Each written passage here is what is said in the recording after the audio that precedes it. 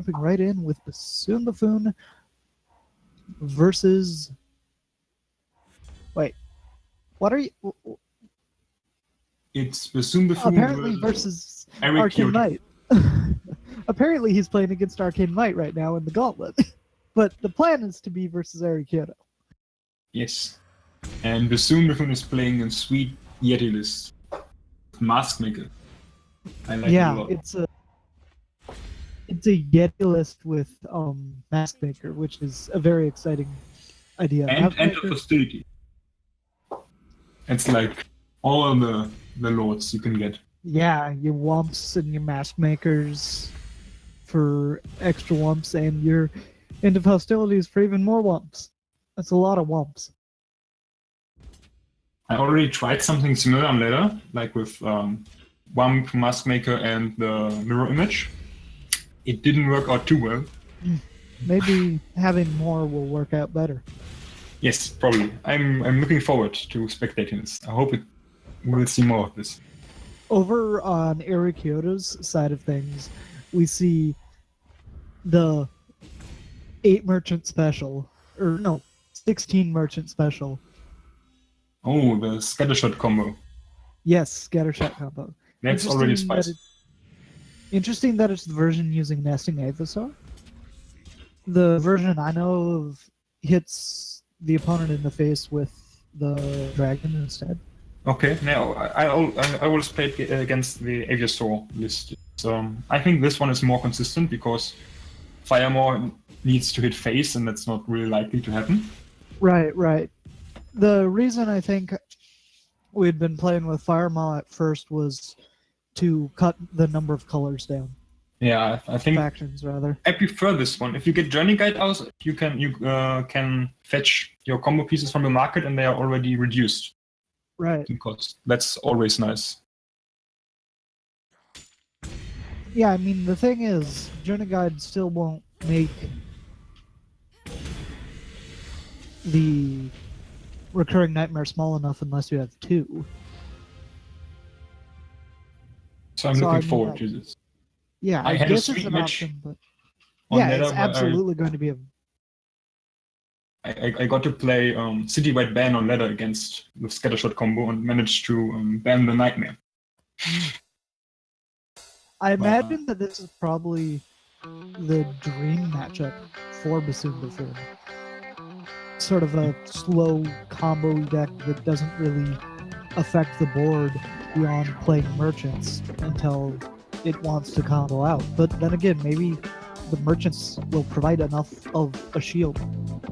I found that the Scattershot deck is actually quite fast, at least quite a lot faster than I expected, and I'm interested to see if the Yeti deck can gather enough steam to get going early, because both aren't really playing any interaction besides Bassoon Buffoon with Torch. I think this will just be a pretty linear matchup. Yeah. Well, I'm excited to see how it works out. I would guess that the Yeti deck is favored here. It looks like the players are getting into game now, so let's watch. This, of course, is a best of 3 with no sideboards format. There's no deck switching or anything. It's like ladder, except in best of 3s. Yeah, which I really like. We're looking here at Bassoon's opening hand, and this is probably too slow. Yes, and he ships it. He agrees with you. And it's rewarded with a lot worse hand. Like double fire in a Yeti deck is devastating. Hand cam is has a black line under it. Yeah, that's true. And okay, so for Eric, he basically has all the pieces he wants. He has the Nightmare, the Scattershot, and he can fetch for the Aviasaur with the Merchant. Yeah, he may be able to go off really quickly here. And with Bassoon Buffoon stumbling a bit on early plays, this might work out for Eric. Yeah, that does wind up happening for the Yeti deck. It can sometimes not have any early pressure. Especially this version. it cut down a bit on the early plays. Like there's only one drop in Snowcrest Yeti and two drops. Yeah. And even then, like, Champion of Fury still is kind of restrictive into where it starts being good. Yeah. I think it's more often a 3-2 with Overwhelm in this deck, which is fine, but not the most efficient champion. For sure. However, if Bassoon Buffoon does get to hit with Crunch, that is going to start putting him in a much better situation than he's currently in. Yeah, and having the torch is crucial too, because if Eric decides to go all in the combo, this will interrupt it on the spot. So now here's an important question. Do you want to use the torch on the X-Ton Merchant to be able to get in with the Crunch? Or do you just attack with Crunch normally, say, hey, if you want to trade, like Eric Kyoto apparently wants to, good on you, and then just play another Crunch? I think torch is the most important card in Bassoon's hand. Like, you want to keep onto this for the combo turn. So I would never play it, except on the Nightmare. Bassoon seems to agree with you. Yeah. And I like it. That's definitely a good choice. Because if you disrupt the combo, Eric has to start all over again. Right. So you want to torch the Nightmare over torching the Yeti? Yes, I think so, because you have to invest into reducing the cost of the Nightmare, and Torch basically deletes all the effort. Right. This isn't the Scream version. That's another thing that we had been playing in the 3-faction list. Let's check. I don't think Eric has any way to prevent Torch from hitting. Yeah, that's an interesting choice then, because that is definitely something that I could see happening. There's no Savage Denial, nothing.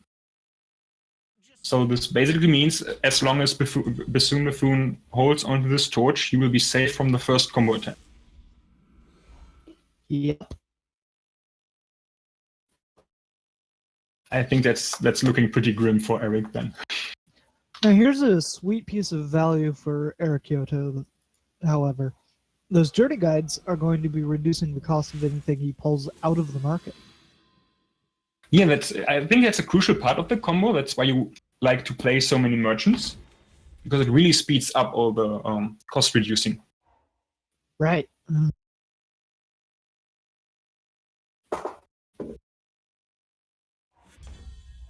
As you can see, the combo is already near finished. Nightmares is already quite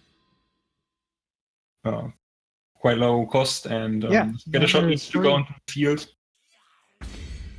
Yeah, at this point, it would seem like Eric Kyoto has the win, but Bassoon Buffoon realizes that and is keeping up that one power for the torch. In which Eric should know about. The pause is quite obvious. Definitely. But I mean, since there's no way to prevent anything? it, I think you have to go through it. Exactly. His deck doesn't have any way of playing around a torch, so you just have to play into it. And that does seem to be his plan. The Buffoon does decide to torch the Iceberg Scattershot rather. That's an interesting choice. The Recurring Nightmare. Don't think I agree with this one. You just have to be patient, wait for the Nightmare, and reset all the effort that already went into reducing the Nightmare. If Eric finds another Scattershot Archer, this will be the win for him. You know why he played that way? Bassoon Buffoon has Island's Intervention. Oh yeah. That first... I totally forgot about Intervention. Yeah, that first ability on Island's Intervention. Deal 3 damage to an enemy unit with flying. That goes ahead and deals with the Nightmare quite nicely. That is indeed.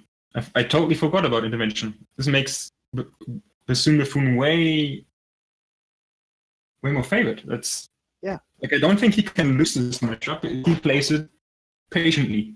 Right. And I mean, he doesn't really even have to be too patient at this point, because he just made Thudrock number 2 and 3 at once. Yeah. The Power of Hostilities. I totally undervalued that card initially. Right. It's Like- it's undoubtedly powerful, but it can be slow. Activating Tribute However- is difficult.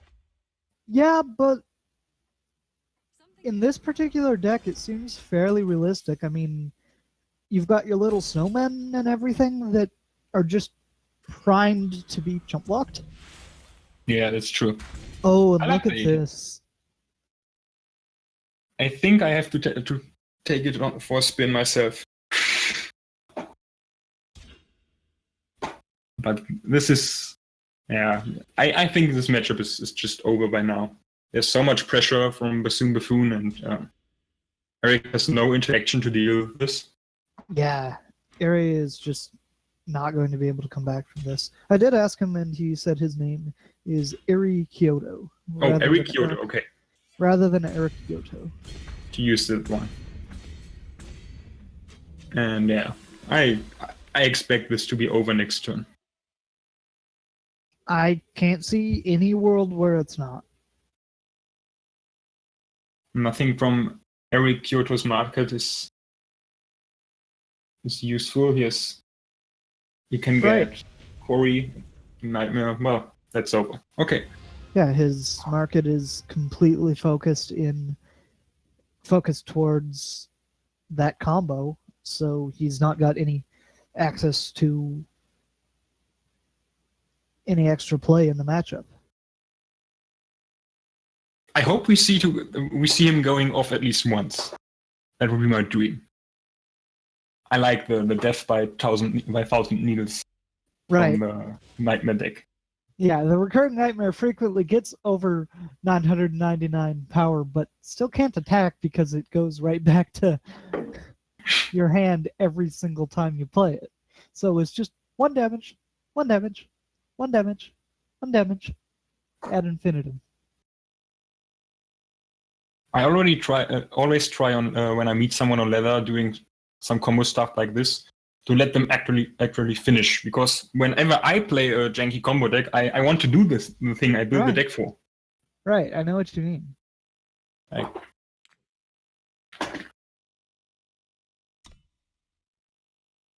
so we're getting the next match.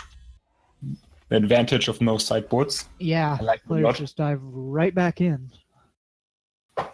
And we see Bassoon Buffoon with a hand that doesn't feature a lot of interaction, a lot of action. It does feature a lot of interaction. That's all he needs. Yes, I think the crew interventions still the match once again. I mean, is there a world where Eric Kyoto wins with Merchant beatdown here? Maybe. Like the nesting Aviasaur gets shot down by intervention 2, so only the scatter shot and the Geneth Merchant Right. are cards that could beat down. But I mean, the Merchant comes down this turn, and Bassoon Buffoon has nothing until currently ever. In 6. Like, Okay, that changes things. that changed, yes. I think it is possible that Eric Kyoto wins with a beatdown plan, but it will be difficult and requires Bassoon Buffoon to top deck a lot of power. Yeah, and that right there is, well, it's very powerful, but it's not power. Yeah. It's always interesting to see how quickly the combo deck can assemble the 4 necessary influence requirements. Right. Like I'm surprised, because whenever I hear 4 faction decks, I think about inconsistency. But it really is consistent. Yeah, and my first thought when I heard that it's a 4-faction deck using 16 merchants, I thought, well, that's insane. The merchants can only get like one thing out of your market. And I mean, that's true, but it still apparently works sometimes. One thing is all they need. You want your combo as fast as possible and hope your opponent isn't running any interaction. Right, but I mean, like, say you have 4 Aurelian merchants in your hand, or like 2 Aurelian merchants and an Ixtan merchant or something, and you need recurring nightmare. You can't get that. That's true. That's like always a numbers game. You Yeah, won't that's always be having the hand you want. right. It comes down to a lot of luck, really. But with the Mask Maker and the now 5-3 Champion of Fury, I think this is quite favored for Bethune Bethune. Yeah, those are just large units that Eric Kyoto doesn't really have a way to deal with. That is one of the downsides to how all in Eric Kyoto's plan is. He has no interaction if his opponent does just play pressure. Yeah. And Bethune Bethune is always keeping this one power open so that he can intervention in response to the combo. Yeah, since he knows that's all he would ever need. Oh, and I like this play from Eric Kyoto. He knows the opponent runs interaction, one cost interaction, which can be torch or intervention. So he just runs the nightmare out without the combo. And hopes that this was the only piece of interaction. Yeah, because he has the second nightmare. Yeah, he's doing that to maybe have a chance to. I like this play a lot. Unfortunately, it's not working out, but it's the way to go. So you have to play to win, not lose. Exactly, and at this point, I don't think Eric Kyoto really has a way to win anyway. But I like that he's trying. Yes. If there was a possible way to win, it was this one. I like that he's still going for things like playing the Nesting Avasaurs, because he has seen once again that Bethune Bethune does have something. Yeah, he knows it has to be something that deals 3 damage to a flyer, which... Yeah, or it could be Torch that deals 3 damage to a non-flyer. It's true. Well, Torch deals 3 damage to anything, so still kills flyers. And now he's going in with a scatter shot, seeing the pause. And I'm curious if he decides that he just sacrifices the next nightmare and hope to top deck a third one. That might be his only option, but the thing is, even that won't work out because there's 2 more Islands interventions. I would like to see a block on the Mask Maker here, because that decreases the pressure quite a bit. That's why the Mask Maker isn't attacking. Oh yeah, you're right. Bethune Bethune isn't just going to throw away his lords. I think I would like the attack from Bethune Bethune's side. I would attack with the Mask Maker, because from my point of view, I see a scatter shot on the board, and that's 1/2 of the combo. And I would like to see that gun. Because the chances that there's a second one in hand are quite low. So from Bethune's perspective, I would go for the attack and would be fine with trading. From my perspective, even knowing, I mean, sure, I know Eric Kyoto's hand, but I feel like it doesn't matter, that the Iceberg scatter shots just don't matter. You only attack with Mask Maker when it's putting lethal pressure if 2 of the units remain unblocked, like he's doing now. Totally understandable perspective. I'm always quite aggressive when playing. I like to keep the board small, always on the attacking side, so I might be a bit biased. Right. I think you may have been undervaluing the value of getting that +1/+1 to Thudrock and the Slope Sergeant. I might have been, yes. I also think it didn't really matter, because Eric Kyoto is going to lose this game either way, since there is that Islands intervention there. True. And we see Bethune Bethune sealing Eric Kyoto's fate here. Yep. And we're going to go to a break now, and we'll see you guys for round 2. Yeah.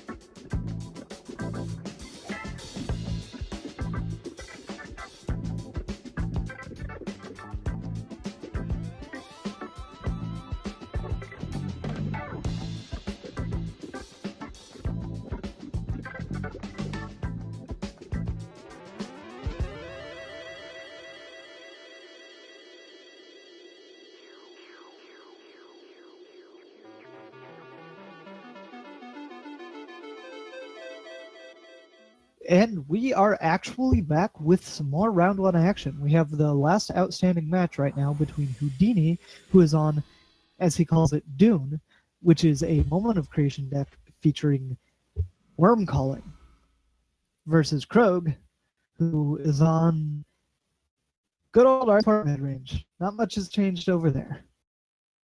He's actually playing Carl the deck in his Ultraport deck. So there are some changes. Yeah, and I'd say even more interestingly, he's running one copy of Copperhull Bracers. And 2 Vanquish's Blades. I like the changes. I think he still needs to refine the list, find the optimal choices. But I like Vanquish's Blade and Bracers a lot. They both are really, really strong. So we don't currently know what game we're in, but right now it seems like the decks are just both building up. Krog has not had any early pressure, which is definitely going to be tough. I mean, he's got only one removal spell for one of these sandworms. There's going to be a second sandworm. And there's also Heart of the Wall. Those are pieces of pressure that Krog doesn't really have any way to answer at this point. I think he needed to go to top deck a power to go 3-drop into Slaneck last round to have a shot at winning this with a Bloodletter later on. But now it looks disadvantaged. Yeah, I mean, he could pick up another removal spell or another Bloodletter off of that Kulva deck. That's not exactly what he was looking for. I mean, Bloodletter will be permanent lifesteal on the Unseen Commando because the Unseen Commando has lifesteal rather than just one turn of lifesteal. So, I mean, that's something, I suppose. The issue is it will run right into the Equivocate from Houdini. Exactly. The moment the Bloodletter gets played on the Commando and Houdini gets to untap with 2 power, it's just gone. Oh, he Never mind. lost a torch from Heart of the Vault. Man, Heart of the Vault issue. Is just a powerful card. Every single time I start to think, like, why is this in the Praxis tokens list or whatever?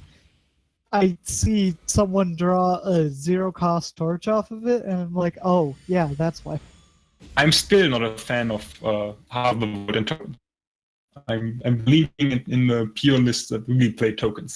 Yeah, it does kind of seem like a non-bow, but it's also just so powerful anyway. It's undeniably strong. And, well, people show that the Heart of the Vault lists are successful. It's the reason to be Praxis. It's good enough to include in 3 faction decks, such as Moment of Creation. Yeah, so at this point, Krog doesn't have any way to survive, does he? Yeah, the next attack just finishes him. Yeah. And I think we will see the concession here. This is just... well, he stays on. I'm surprised. What is he going to do? Oh, he probably wants to trade? But no, that isn't working. I mean, he gets to gain a bunch of life, Which but just that's not isn't enough. It's perfect lethal. Even if it weren't lethal on board, Houdini has another Heart of the Vault in hand. Yeah, okay, so you see the concession. Yeah, Krog knows that that was game, and that might have been match. I'm not entirely sure. I think it is, but I'm not sure either.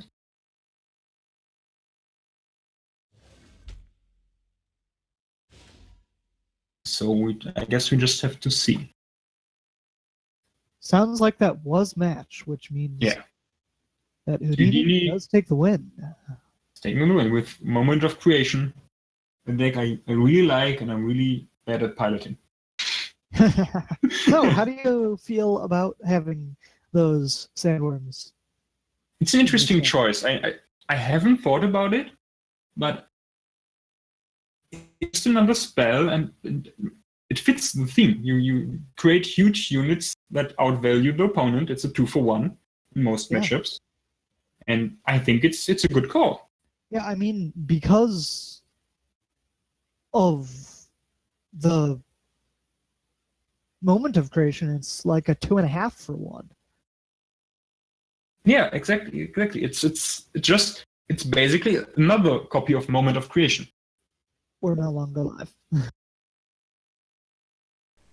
So I know where I just muted the sound. Wait till you guys queued up like an outro. Yeah. It's all good. I just need to jump in the Discord and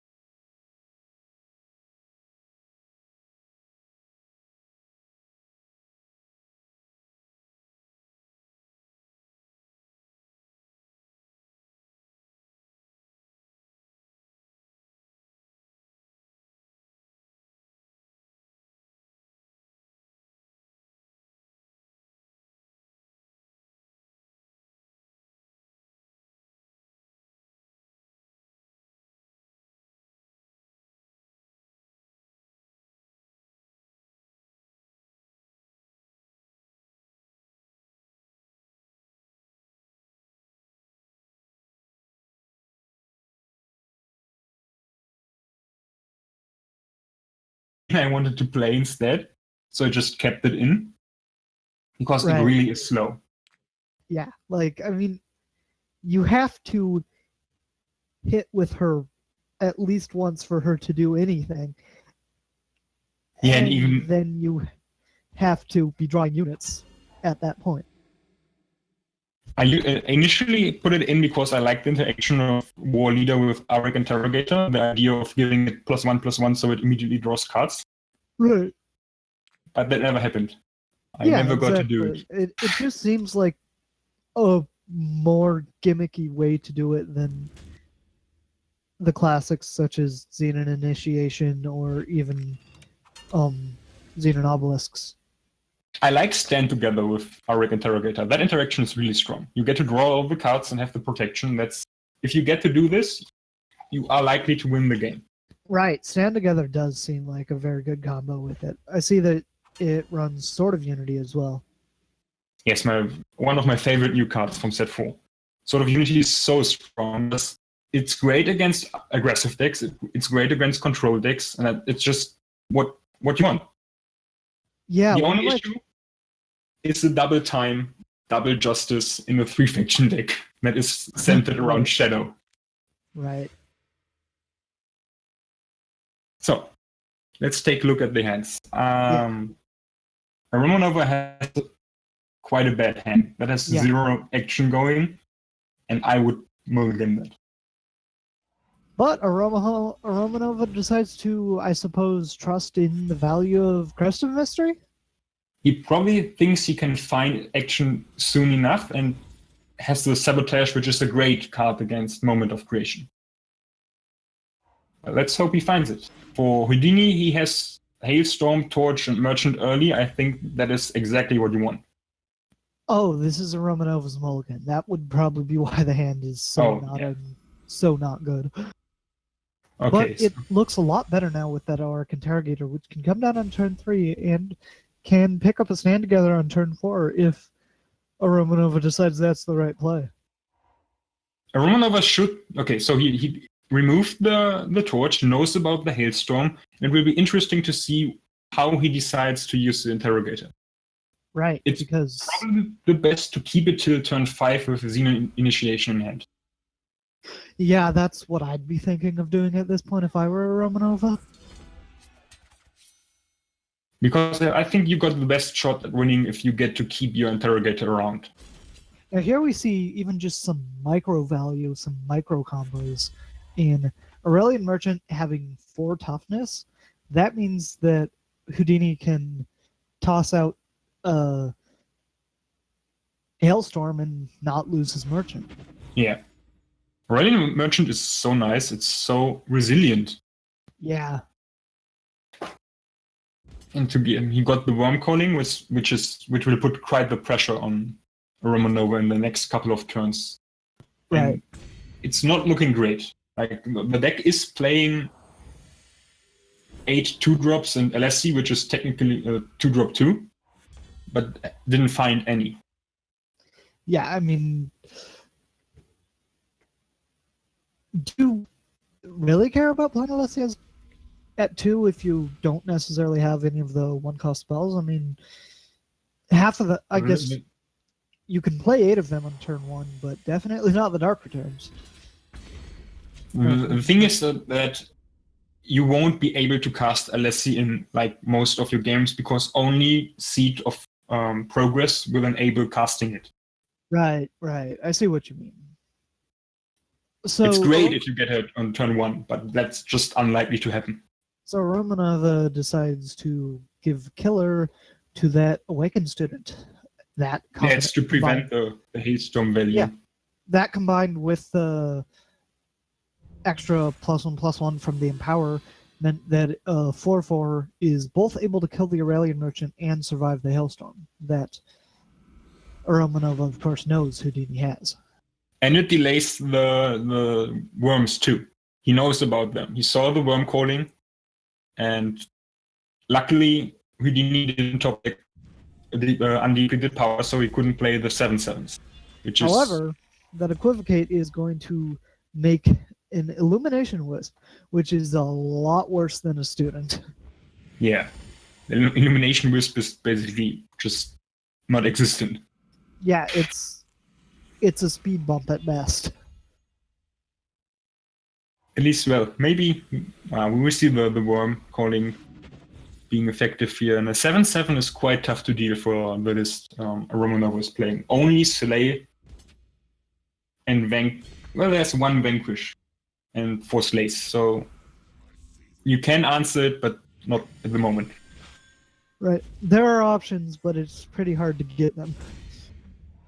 And let's see if Alessi is not an option. I mean, she's just going to be a speed bump at this point, too.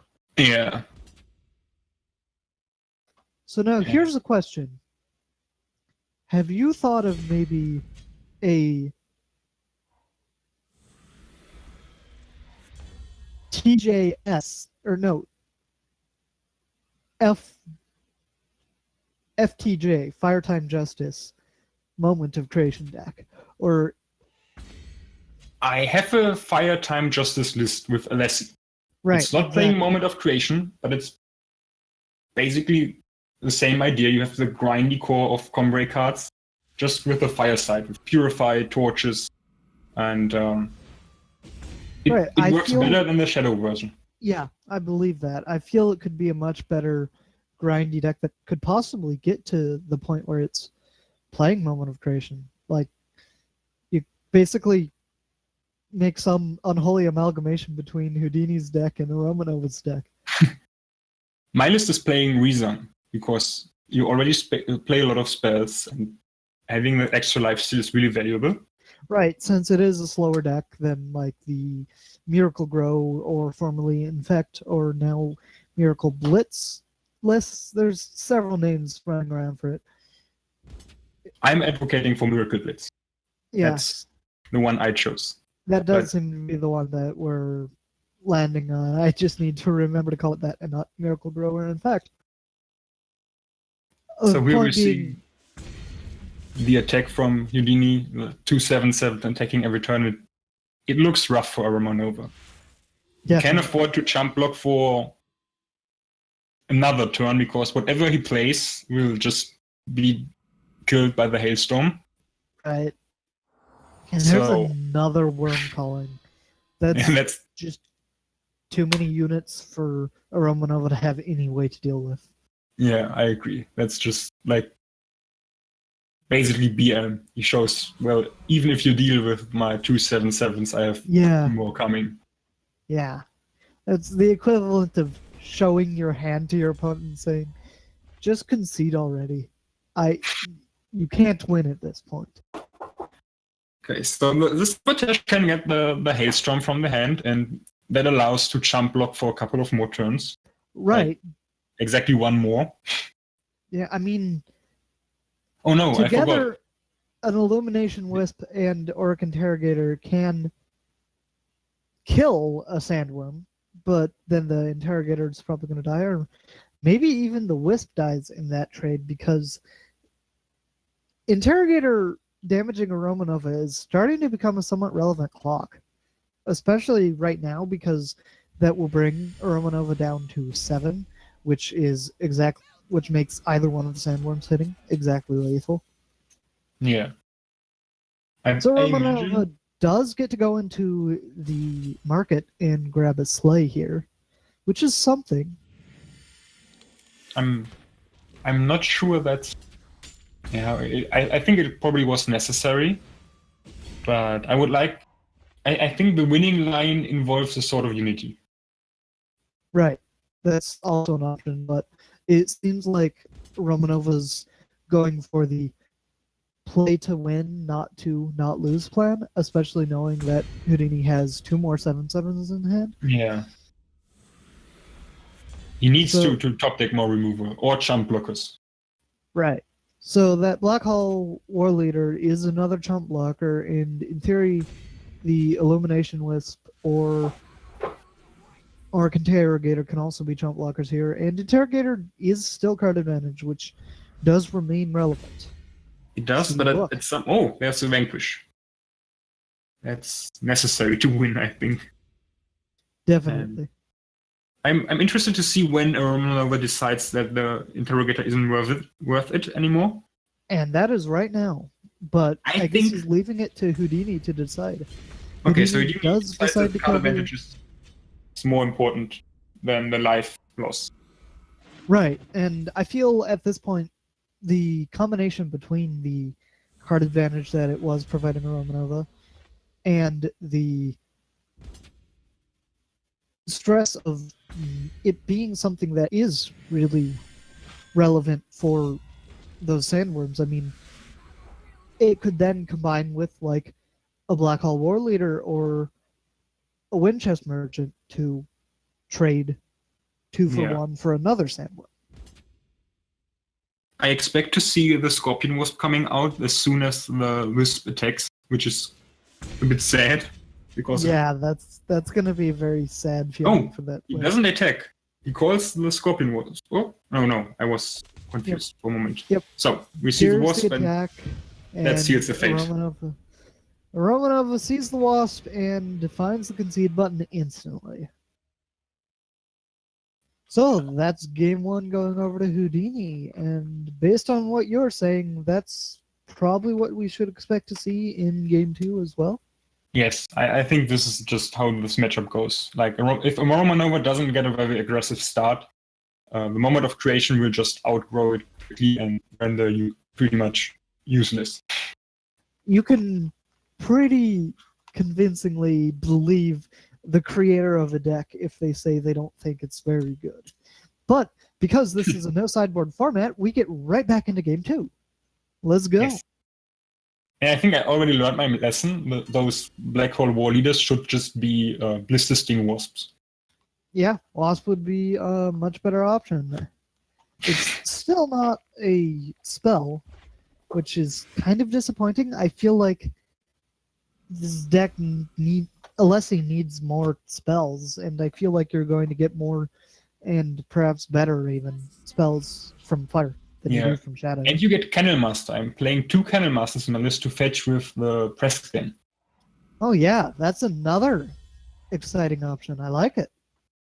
But now we see the famous turn 1 Alessi. Yep. Something rarely to happen, but here it is. And I probably would go with the Black Hole War Leader now. If it ever gets to connect with Houdini's face, it's the next turn. And yeah, Romanova agrees. Connects once. All it's doing is an Inspire of +1/+1. They're commons that do that at pretty much the same cost. I actually thought about playing that common. I forgot its name, but the 2/1 for 2 that has Inspire +1/+1 might just be better than War Leader. Yeah, that seems better. But I'm curious. So Houdini decided to not go for any equivocate plays. He says Black Hole War Leader isn't worth it, and I agree. Right. I mean, she does get bigger too, which means she does become a threat. Yeah, but next turn with Aurelian Merchant, you can just block her forever, since she's only a 3/3 right now. And at this rate, that Alessi is doing nothing. She might even still be small enough to die to a Heart of the Vault. 6 power, especially due to that Aurelian Merchant speeding that up. Though Houdini will need to get a 3rd Fire Influence. That's just how I felt playing the deck too. It works in theory, but it's just too slow. So, what do you think Houdini? Never mind. It's Worm Calling. It's always Worm Calling. I think it's the right choice. The card just is so powerful. I mean, it's a turn 3 play, or going to be a turn 4 play. But that's exactly what Romanova needed. That Xenon Initiation draw did wonders there. That allowed to finally play a spell and get rid of that merchant, which delays Houdini's plans a bit. Yeah, so now Houdini is going to torch the Alessi so that she can't get out of hand. and play an Equivocate to deal with that Black Hole War Leader Yeah. rather than playing Worm Culling to be able to start playing Worms next turn. And I think Romanova likes this. It's obviously not great, but it's not a fast play. Like the big units are still to come out. Right. You know, And Romanova got Baby Akari off of that. That's actually kind of relevant. I mean, sure there aren't any Valkyrie in the deck, but even just her ultimate could be relevant. yeah, just getting the power out of the deck and ramping a bit, but it's a rather small 2-drop out of all the ones. Especially since Romanova has an Awakened Student in play. That's just a buff. That's true. I mean, That's it's true. not a big buff, but it's something. It matters. Getting that to 6/6 and then a 7/7 and maybe even an 8/8 to outgrow the Sandworms. Does sound. Right, for sure. This is maybe still enough pressure to win the game. It may be. I mean, right now, Romanova is representing 8 damage, Yeah. which is not enough to kill Houdini at this time. So Houdini's spending the turn on Wisdom of the Elders, which seems like a scary thought, but it's also the only thing it could really do. Yeah. Because Worm Calling would just be sacrificing the game because just the Crown Watch Press Gang will be lethal the turn after next. Even And I like the when Romanova's in play. play. Yeah. He goes for what you mentioned. He gets the power out. Or not. Because I only play one Justice Sigil in my deck. I forgot. Whoops. The power base is heavily shadow based. I played 7 Shadow Sigils, 1 Justice Sigil, and 1 Time Sigil. And we already saw that Justice Sigil. Yeah, and Shadow still seems like the worst faction in the deck. It is. I would much rather just be playing. So he decides to concede. He was at that was lethal. Yeah. There was lethal on board. So it was still enough. Like Awakened Student is a good 2-drop. It grows quite quickly. Yeah. And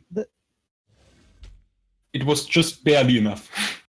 Yeah, this deck seems like just worse than Comray aggro in every way, but it was able to get a win, so there's that.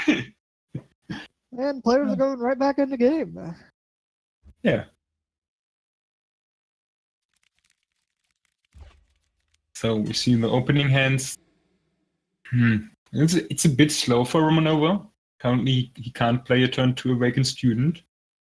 But you get Student and Sabotage, which isn't the worst. And you get to Scout on turn 1.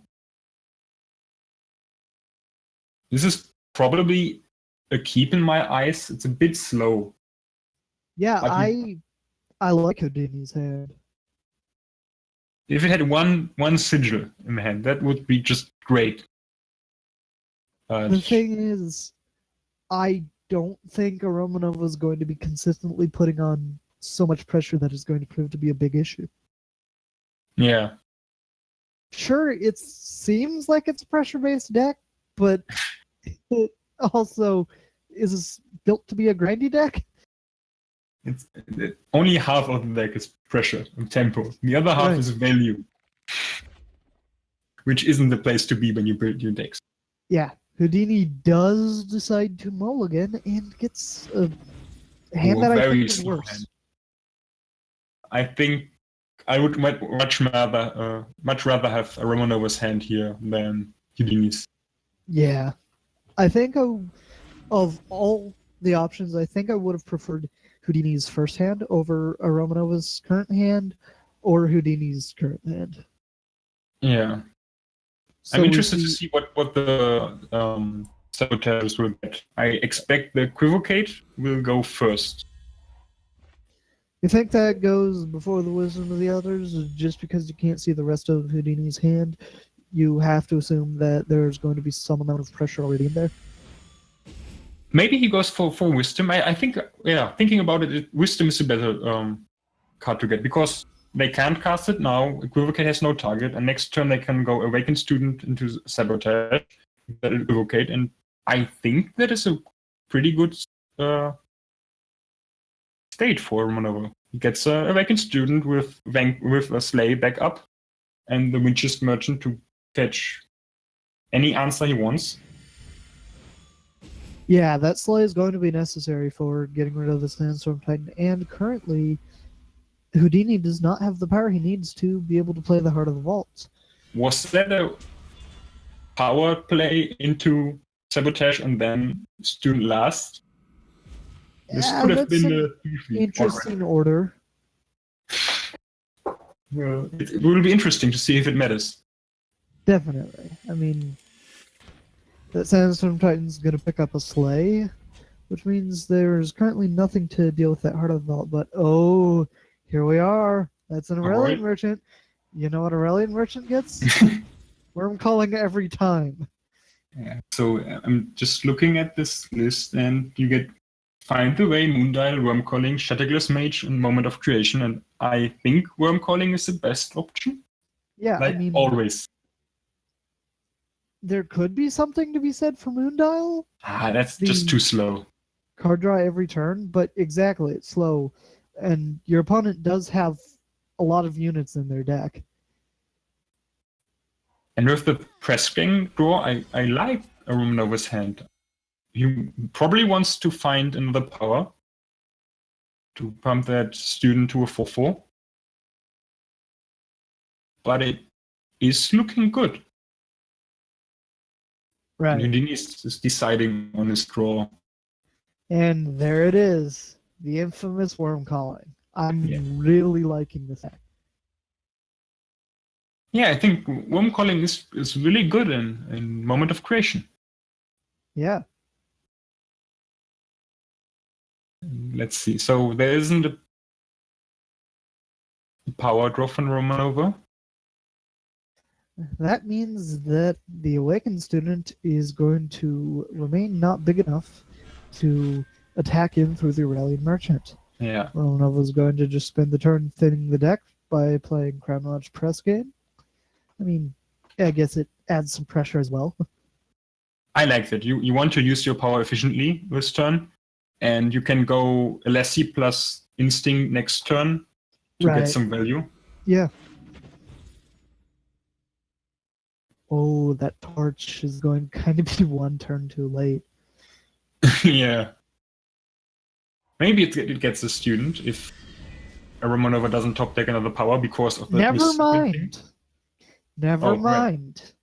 Yes. He just grabs it and makes it cost 0 because Heart of the Vault is a good card. And there we see why you should play your student before you play power. If that student was 1 point of health bigger, it would survive. Well, not the Heart of the Vault and the torch, but you get the gist. Yeah. I mean, the Heart of the Vault plus the torch still would have been lethal to that poor student, but I mean, it would have protected Romanova's life total slightly. And I think here you want actually to get rid of that, to keep that power and get rid of something else. Yeah, Romanova agrees. Initiation is a bit small, and you can vanquish now to still can't attack. I don't know. Maybe I would have swapped the Alessi here. Right, Alessi seems like a reasonable option as well, but the thing is, there's not really anything in Romanova's deck that's going to be able to kill with the help of that initiation anyway. So well, I he could play it on the press game to kill the merchant. Cut down on 1 power and maybe get the revenge killer value later on. But you know your opponent went into the market, so you're expecting the sandworms to show up, and there's the Worm Calling. So I feel like it was the correct play to get rid of the initiation, just because Romanova knows that There's going to be so many big units from Houdini.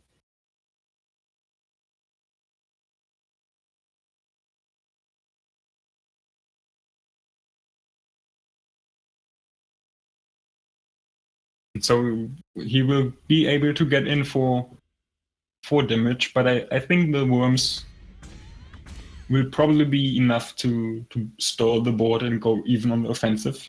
Now, Chet does Right. make a good point as to why Romanova sequenced the Oh, second student yeah. to be after the sabotage, because that sabotage had pulled an equivocate from Houdini's hand that That is otherwise very true. just would have targeted the student in response to the sabo. That is very true, yeah. That Oh, makes and Houdini draws more and more pressure. Yeah. That moment of creation is making 6/6s right now. Each one of these cards in Houdini's hand is something that is hard for a Romanova to answer at this point. Look, that's a triple block that's going to result in 2 of the units dying. Sure, one of them is the Crown Watch Press Gang, which has revenge. I might have almost considered killing Alessi there rather than the Press Gang. But it probably won't matter that much at this point because Houdini is getting to throw some Sentinels onto the board now. Yeah, I think this is just once again the Alessi deck not finding enough pressure early on, and the Moment deck just doing its thing, which is casting big units, big Sentinels, big Worms, and taking the game over. So, to answer the question Romanova posed in the deck name on the Eternal Tournament site, what's Alessi doing in the shadows? The answer? Not much. Not much, yeah. That sadly is the case. It was part of my experimentation going into every possible 3-faction combination with Alessi. Right. And I can clearly say nothing beats Time Justice Primal. That's just the best home for Alessi. Yeah, I mean, Fire is nice too. Shadow really is only cute. Yeah. So the thing is, I imagine there's 2 ways to build Fire Alessi. I feel like you could probably go for a aggressive combo-oriented version as well, or a more controlling version that's using stuff like Heart of the Vault, maybe, and more importantly, Moment of Creation. Heart of the Vault is tricky because the influence requirements are a lot.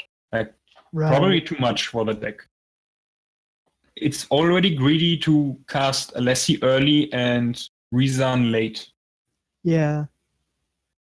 And I don't think you can add Heart of the Vault to the deck unless you go really, really slow.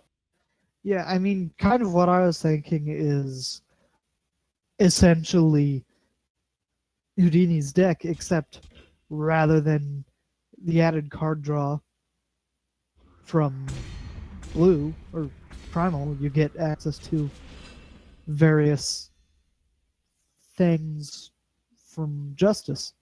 I'm not sure if it's worth the trade. I think Aether Lama has tried something like that. It's called Alessi Moment on Eternal Warcry. I played against it, and it felt quite good. It played Harsh Rule too. Lama? Don't you mean Solar Flare, who is playing in this tournament? No, that's Apocalypse. Oh, yes, that's Alpacalypse. Alpaca, Lama. I'm dumb. Okay? Yeah. So for the game, I think as long as Houdini just starts attacking with everything that's bigger than what a Romanov can field, he will eventually win. Yeah, I mean, Romanov does have the power to Ultimate Ion, but I mean, what's that getting? A 6/6? That's not even big enough to trade with a worm. Yeah. And that's the big issue. If you're a grindy deck, you need some ways to gain tempo back at some point. And the Alessi deck just can't do that. If it ever falls behind, it stays behind. which is exactly what we're seeing. Yeah, so we have seen why some of your experiments don't work out. Most experiments of I try don't work out. That's the secret to building good decks. You build 10 bad ones and pick the best. Right. But you still send the bad ones to your friends so that they can lose on stream. Yes, exactly. That's showing what my off bad your decks are for. best. And the good ones I'm posting on eternaltitans.com. Ooh, that plug. Well, as long as it's true. I mean, you say that, but you also determined that TJP is the best place to put Alessi. And what team built the TJP Alessi list? That was the Great Parliament. The Great Parliament did. Yeah. At the same time as I did. Yeah. We were heavily putting a lot of work into that. And Yeah. And anyway, that was I think- the last match of this round. So we're going to go take a break and come back for round 3. Yeah.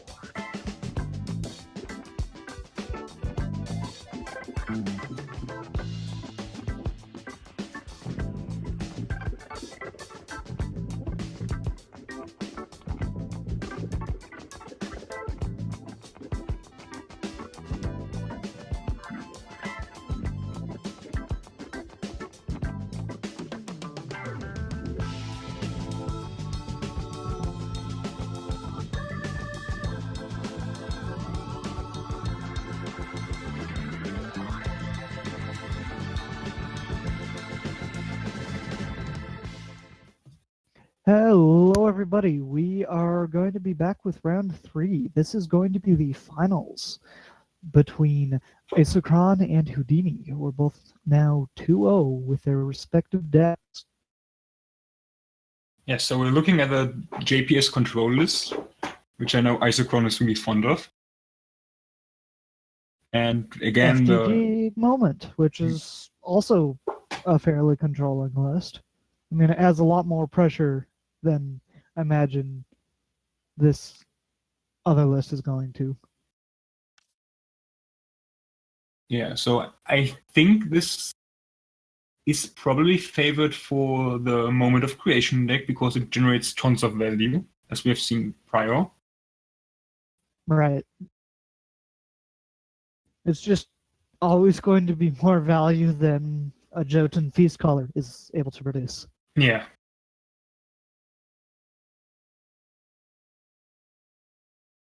Quickly have to send something. So yeah, and I think Isochron could take it if he gets a Black Sky Harbinger and gets in the air before Houdini can pressure him with too many big units. Yeah, because the only way Houdini has to deal with Black Sky Harbingers are, well, I guess there's two ways. I mean, there's multiple ways, including stacking Hailstorms or equivocating. The equivocate is the cleanest answer. And I mean, a lot of Houdini's list is unit removal. Yeah. Like, there is a fair amount of unit removal in Houdini's list that is going to be kind of blanked against Isochron, but not as much as, like, if Isochron was a full unit list control list, which we don't really see anymore now that you want to be playing at least the merchants. Yeah. I think Equivocate is still a nice card because you can use it on your own units. If you get a worm back to your hand, that's always decent. Yeah, You get a random 5-drop. the worm isn't usually going to be quite as amazing as you can sometimes equivocate those sentinels from.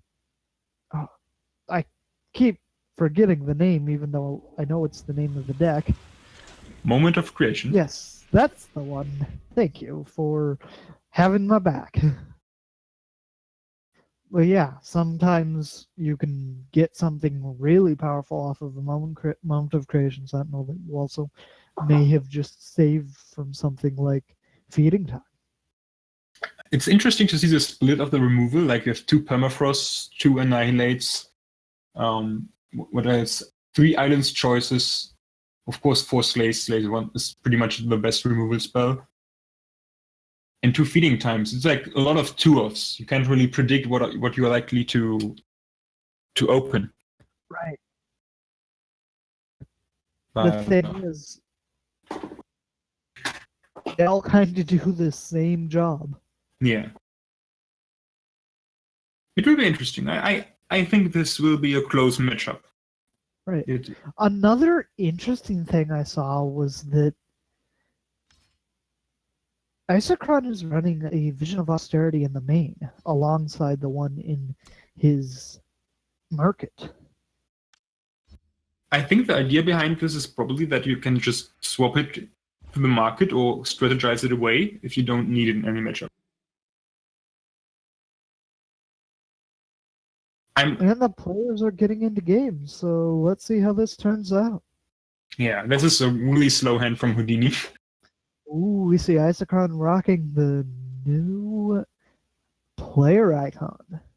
Yeah, it's great. The emote is one of the best. It says, it's not garbage, it's glorious. It's not garbage, it's glorious. And I think it's fitting. I like I'm still sticking with Mullet and Nakova. They're Most of the time dragons. I take the new avatar for like a week and then I switch back to Caleb. Premium Caleb is just the best. So we have Icaria versus, what even is this new angry looking old guy's name? Wyatt, if I recall correctly. I see, Wyatt. Okay, so we see both players with slow hands. Isochron is hoping to get power from that strategize in order to activate his wisdoms. So, And as did- dead as Vision of Austerity seems in this matchup, Isochron has a lot of ways to get rid of it and still get value out of that. He has that strategize that he just used to send it down to the bottom of the deck, or he could use Gen of Merchant, throw it into the market, and grab a Hailstorm or a Black Sky Harbinger or a Feeding Time instead. Yeah. I think feeding time probably the best you can get from the market together with Black Sky Harbinger. Maybe the power too, but everything else is just Hailstorm and Vision of Austerity aren't much against Moment of Creation. Right. I'm still not entirely sure where I stand on having a power in the market. I'm still leaning towards not. I think it's correct in control decks because if you are playing like 7 drops and 8 drops, you want that power sometimes and often enough. But if you're going lower curve, like topping out at 4 or 5, I don't think you want the power in the market. I also think it's less likely to be relevant if your merchant is the Aurelian merchant. So, like Houdini over there is running expensive spells, but it is also not running power in the market. Yeah. But Aurelian That's- merchant is +1 maximum power anyway. Yeah, that is correct. And both players are drawing cards. This is a really slow matchup. I expect it to take quite a while. That is likely to be the case. When we see that Heart of the Vault is coming out soon, I guess, next turn. The influence is there for Houdini. He has Heart of the Vault, 2 Wormcurlings, so he definitely has enough action. Right. And it will be interesting to see how Isochron can keep up if he can so. He plays his Feast Collar now, which will help. And Yep. I think so far both players are pretty much even. Yeah, we have not yet gotten to the point where someone is going to push over the edge. I mean, Yeah. the Jotun Feast Caller is definitely a relevant threat. The more turns it gets to attack, the more card advantage it's going to be supplying Isochron. Yeah, But and Houdini, I think it's probably necessary to win for Isochron because Isochron needs a steady stream of removal while attacking with this Feast Caller. If he manages to do that, he might be able to outvalue Houdini. yeah. So the question is, does Houdini realize that it's that important? Is Houdini going to... Yeah, he does. He knows it. Pops the Aegis. Next turn, he can just play a big threat and equivocate the Feast Caller. Yeah, and by using the Heart of the Vault to pop that Aegis, he also provides a theoretical blocker that is just going to eat a Permafrost. But that's still 1 removal spell down for Isochron. Yeah. So now here's a question. Would there be any world in which you want to chump block with the Aurelian Merchant here? Or do you feel letting Jotun Feast Color draw Isochron 1 card is not going to be the end of the game? I think you want to keep it around for now. So you can play 2 cards in 1 turn. And I think the Purify is going to be relevant. You can silence the Permafrost from your Heart of the Vault at some point and gain That some is extra correct. tempo. Houdini agrees with keeping that Aurelian Merchant around. So, as you're saying, the silence from the Purify can be used to turn Heart of the Vault into a threat, and due to that, Houdini is going to use Equivocate on the 5-drop. No, and Isochron is going aggressive with that channel, right to the face. I think that was probably a white call. If you get to channel next turn, that's lethal. Channel for 12. Yeah, and there's nothing that looks like it's going to be stopping that from happening. So it seems the Feast Caller came down early enough to get the necessary damage in to win with 2 channels. Yeah, that is one of the downsides of the list that Houdini is currently running. I don't believe he's running any counter spells. Yeah, No, I think he was expecting to be the biggest deck in the field, but he is not in this matchup. That's for sure. This was a surprisingly short control draw.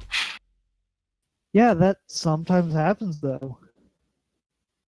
And it will be interesting to see if Isochron can do this a second time. Right.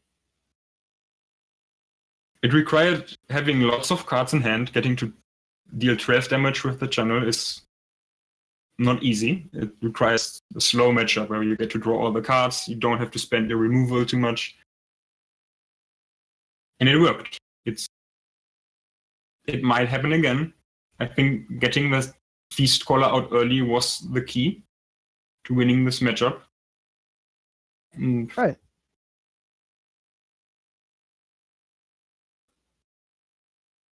And I mean, it's not like his deck isn't designed to draw a lot of cards. That's kind of the point of it. Yeah.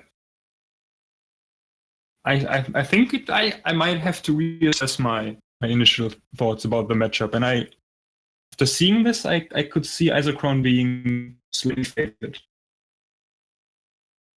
You have all the removal to buy you time, and Channel the Tempest is a great way to close out games. Definitely.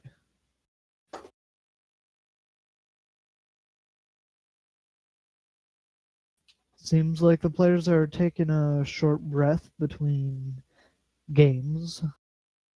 Yeah, that probably is a good idea. It's especially when playing longer streaks of games on ladder. It's important to take breaks in between because if you're not concentrating, you probably miss playing a lot. At least Right. I'm doing it. We might be taking some time to analyze each other's deck lists. Sure, they aren't going to be making any changes because it's, of course, a no sideboard match. Yeah. Looks like they are into game now, so let's go watch game 2. I'm excited. I think this will be interesting again. 2 really slow decks, which I usually don't play much. Well, Isochron has a snap mulligan right there with just 1 power and nothing to play off of it. Control decks don't like 1 power that much. Not at all. Over on Houdini's side of things, however, that seems like a serviceable keep. Yeah, I think it's all right. You get to select your next draw steps with crests. Yeah, and that Scorpion Wasp, is a very good way to deal with a potential Jotun Feast Caller. But I could see an argument for not keeping that hand. Maybe you really want to get the Worm Calling to get pressure on as early as you can, and turn 5 is the earliest this deck can do that. And that seems to be what Houdini decides. I'm not entirely sure I personally agree because you know that your opponent is playing so many removal spells.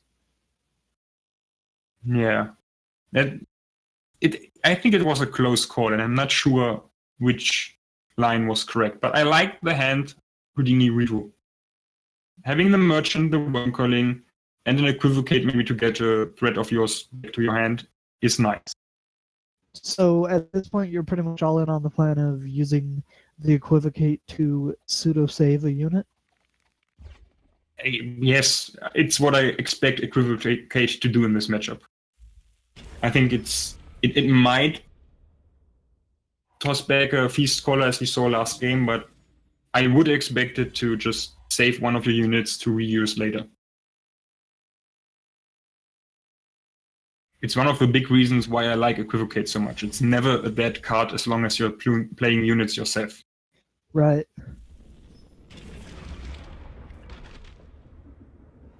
And yeah, Isochron is again having a slow hand, 2 slays. Never Yeah, to have those. He just drew what I imagine is his best card in the matchup. That harsh rule right there. It will be interesting because those matchups tend to resolve around harsh rule.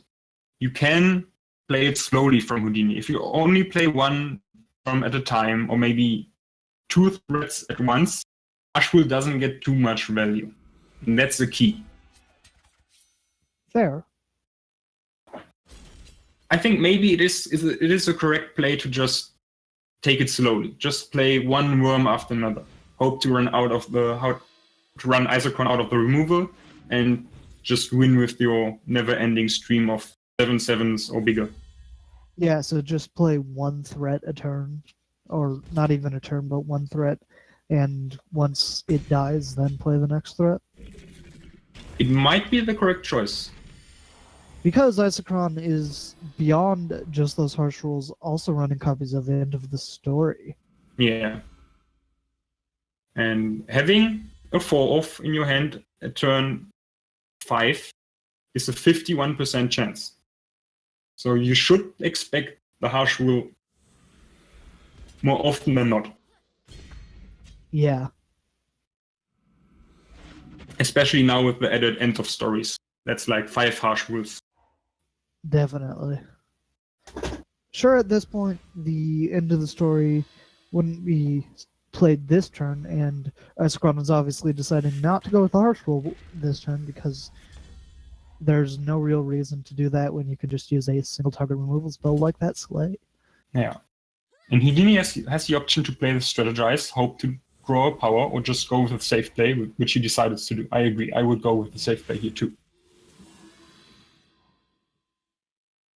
And next turn will be a slower one. You are out of worms in hand. Luckily, you can call for more. Yeah. Isochron is still just taking it slow. He passes the turn over to Houdini with that Annihilate power up to be able to get rid of that Sandworm. Now that you see that, okay, he top deck power. I was about to say, if he doesn't top deck power, there is an argument to be made for harsh rule to set the merchant power low. So you have that Houdini would have to find even more power to get to his moments. But with a top deck of power, that's not a line I would take anymore. And we see that even though Isochron knows about those other 2 worms, due to the second worm calling being played, he's still going to snap off the Annihilate on the worm as to avoid taking the boatloads of damage that would represent. Yeah, I think Isochron probably expects 1 worm a time too, just as I said earlier. I don't think that Houdini will walk into a harsh rule play with committing even more worms. Right.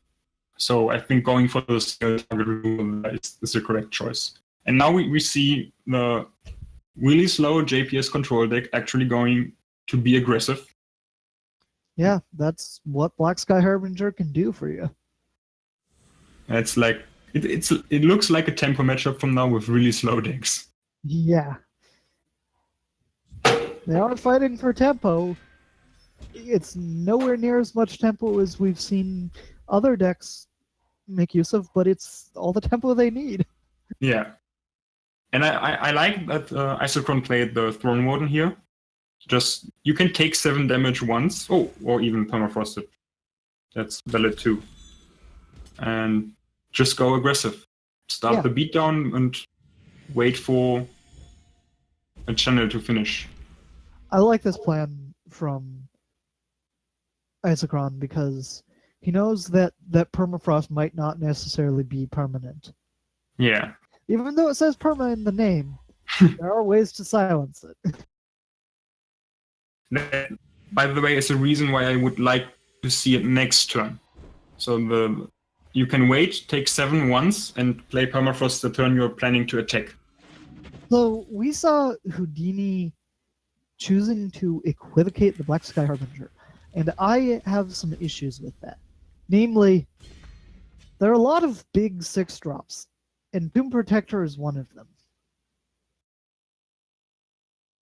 Well, maybe the reasoning was that whatever you equivocate into, you can just use Wasp on without gaining life.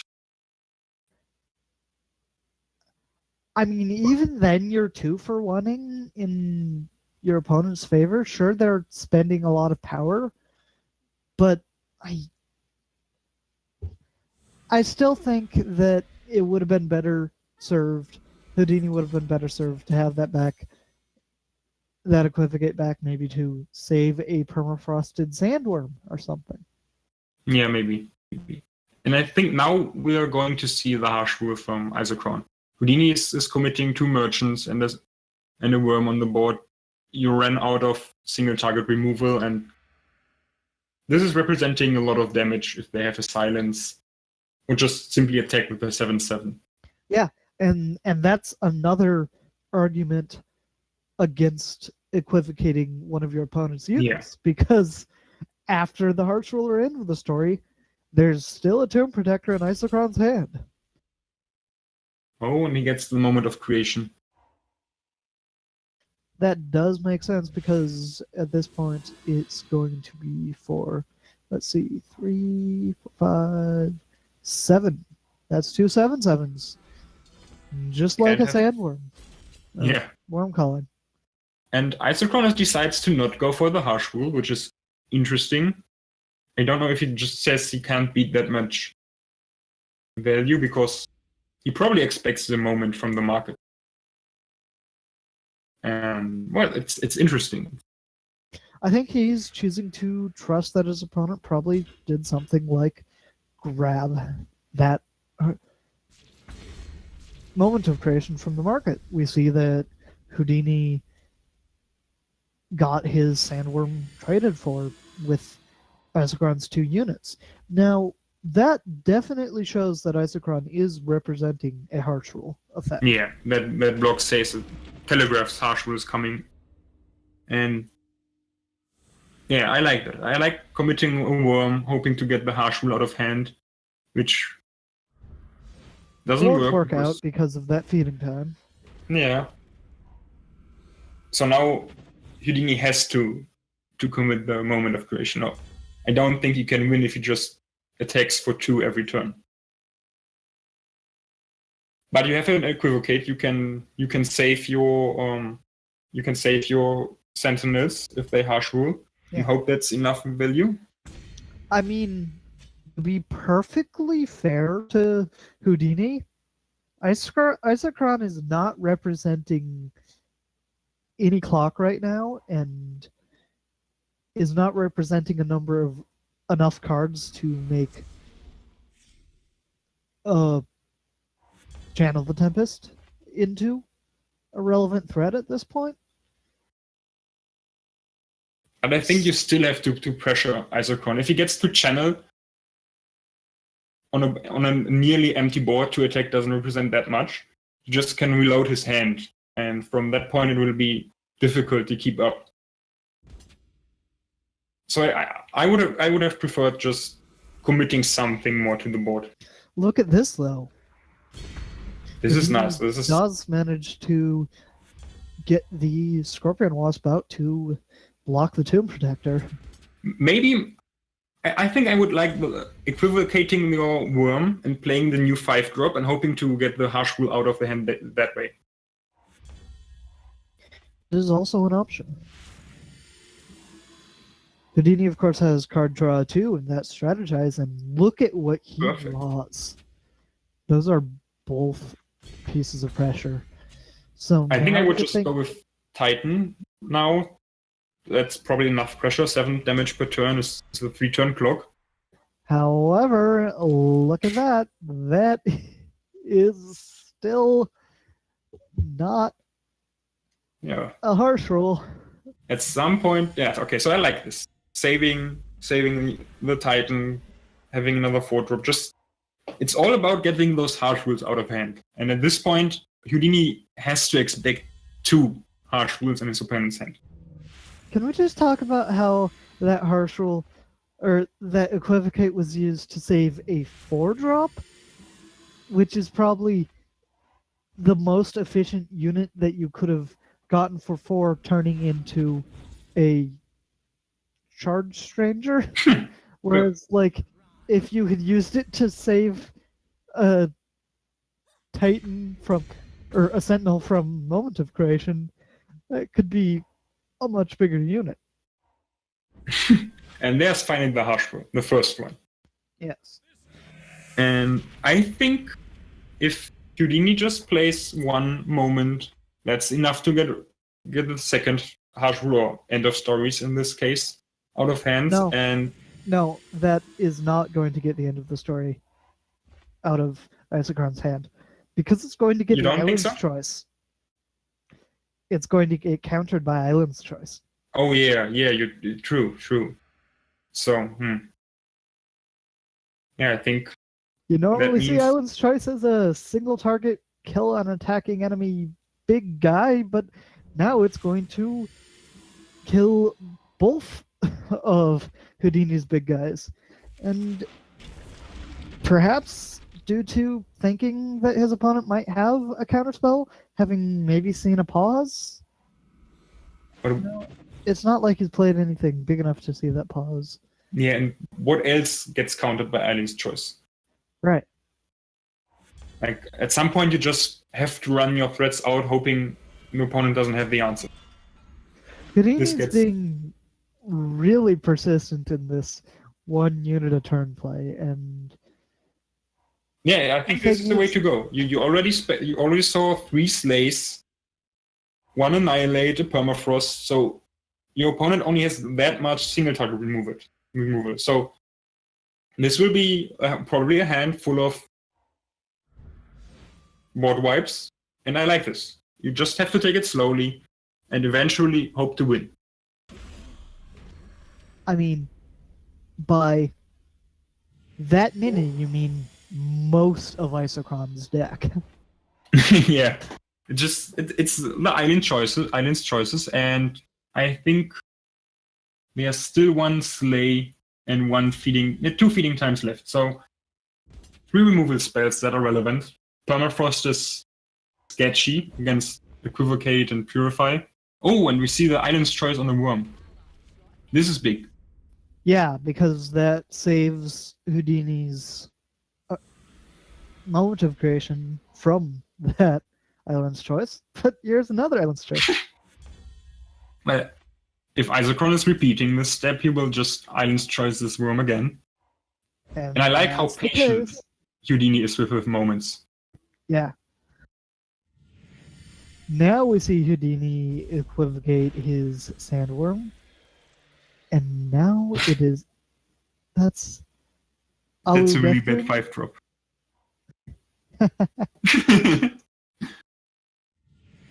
Yeah. And finally, we see the first moment of creation. I liked it. Those are 16 Sentinels. Yeah. Which makes them a bad equivocate target because you would need 16 power to cast them again. Yeah. You make a good point there, but then again, Houdini's almost at 16 power anyway. Yeah, so I think we will see the next moment, and now Isochron needs to find an answer. His hand is basically empty, and if Houdini says I'm going slow again, I'm not certain I agree with that. Well, we of course can see Isochron's hand, but Houdini can't, and Houdini did the right play, it seems. There's the harsh rule. yeah, exactly. But Isochron has also been holding several power in his hand for several turns now. Ooh, and there's Genevieve Merchant. That's probably going to send one of those powers away to grab Black Sky Harbinger.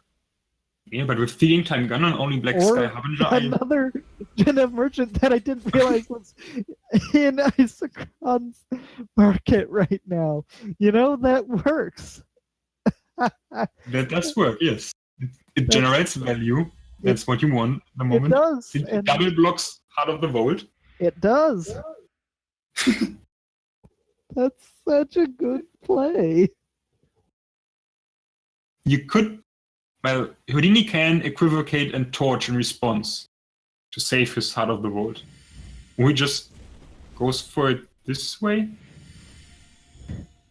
Is there any? He's Oh. breaking both the Aegises Okay, to yeah, play his okay. own Hailstorm. Yeah, okay. I like that. And that represents lethal. If Isochron isn't finding any single target removal, he has to Harsh Rule, which will probably make the Moment of Creation lethal. The Nightfall trigger is kind of relevant too. And there we saw Houdini getting punished for not scouting earlier, because there's another Heart of the Vault on top. He could have casted it if he scouted before playing Alu. I mean, is it really a punish It's, at this point? it's not really relevant, but I wanted to point it out. It's Right. important to scout before playing your cards. 21 Sentinels! Those Yeah, are so that- big. And we are seeing another Feeding Time. This will buy Isochron another turn. That goes straight to the bottom. Sort of the Sky King. Not going to be a way to get rid of a 21-21. Sword of the Sky King is a nice way to commit suicide in this game. Yeah, that is an option. You could just hit the 21-21 in the face, but instead Isochron's going to go for that chance of maybe drawing something as a way of killing that 21-21 Oh, with his last draw Mhm. step, and that's not going to be it. That is a That's seek it. power. Houdini gets game number 2, and we're going to see a game number 3. Oh man, that was game 2. I had forgotten. We still have another game. Oh wow, and he's pulling a had all these by playing 2 Scorpion Wasps. Yeah. There goes the 21 to the face, and I like how Houdini played this. Really patiently, he played one threat after another to slowly run Isochron out of his removal. That is a perfect way to play this matchup, I think. I just want to add that this way of playing also works for aggressive decks. Even with Stonescar aggro, just play 1 or 2 threats at a time, and To you will quote- run out the control deck out of answers. To quote Lights Out Ace, GPS is pretty bad against Houdini's strategy of playing cards. Yeah. Shout out GPS to is- Lights Out Ace in the chat. How you doing, Lights Out? It's not like it's going to be 5 minutes later. Yeah. Running on a tournament delay. Chad also makes a good point that it's an interesting choice, really, from both of these players to be not running the Scourge of Frostholm in the market as a way of dealing with all of those massive portions of Right. the deck. Yeah, I Since- think if you're running Genev Merchant and having access to the primal cards, having Scourge in the market is a good choice. Of course, the Aurelian Merchant choice from Houdini probably means that that deck's not going to be running Scourge. Market. Yeah. So this game we're seeing again, Worm Calling on 3, followed by a Titan, followed by a 7/7. I like that curve. That is pretty much the best curve you can have as Houdini here. Yeah, Isochron currently has 3 removal spells and a Wisdom of the Elders. Which is again what you want as a removal deck. That's a removal pile, as one or some call it. That's a pile of removal.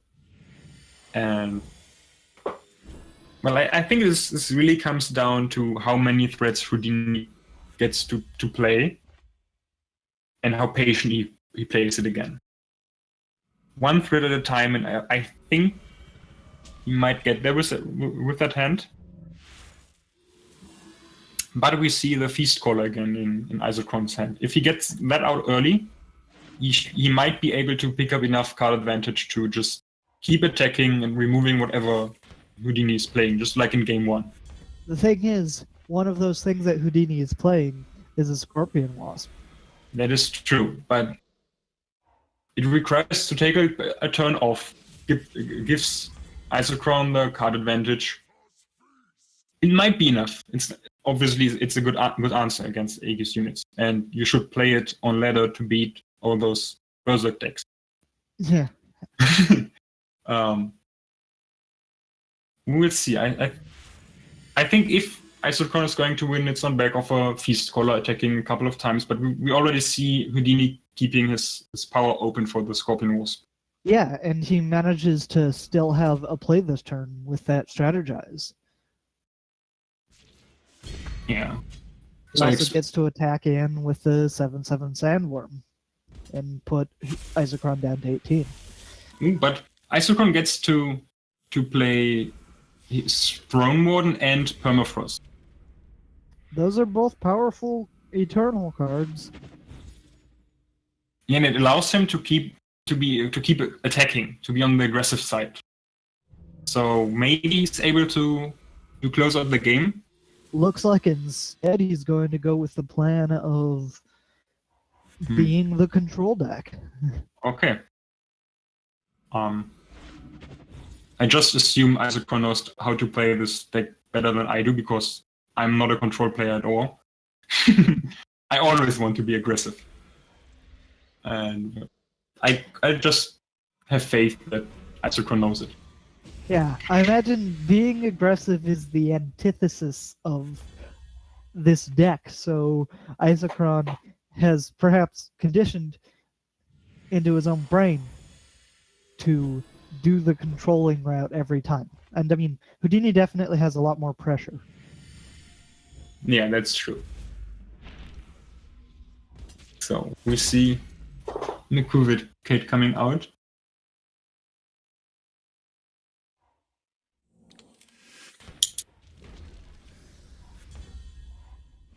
And again, I think this match will go the same way the other one did, the one before.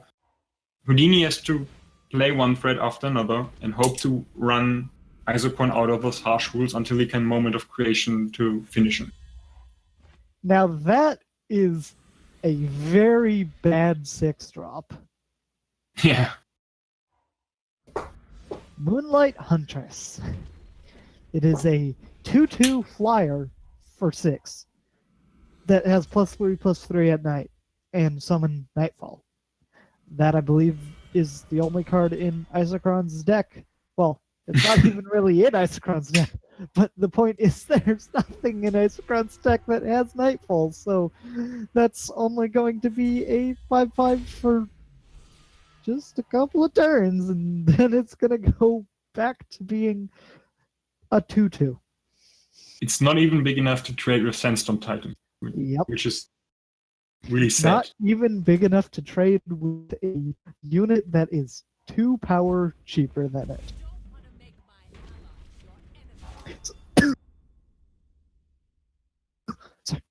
Sorry, had to cough there. I was going to say Island's Choice is going to be spent on that Sandstorm Titan, which means that Moment of Creation has an opening to be played. But that also is going to result in Isochron being able to attack in for a whole 5 damage, and then follow up with a Harsh Rule into a Throne Warden. I think I would have preferred to purify the 7/7, but then you just trade. I'm not sure. Maybe this was the way to go. Just hope you draw more Moment of Creations. I mean, the deck's named Moment of Creation for a reason.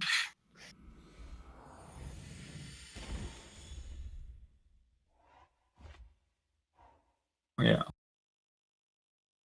Houdini is keeping up that Scorpion Wasp to deal with the Throne Warden if Isochron can remove the Titan, which doesn't look like it. And we see another Channel the Tempest connecting with Houdini's face. Yep. And this Channel of the Tempest draws among some blanks a Wisdom of the Elders. Yeah, but I can't imagine Isochron being happy about this Vision of Austerity being in the main deck now. Right.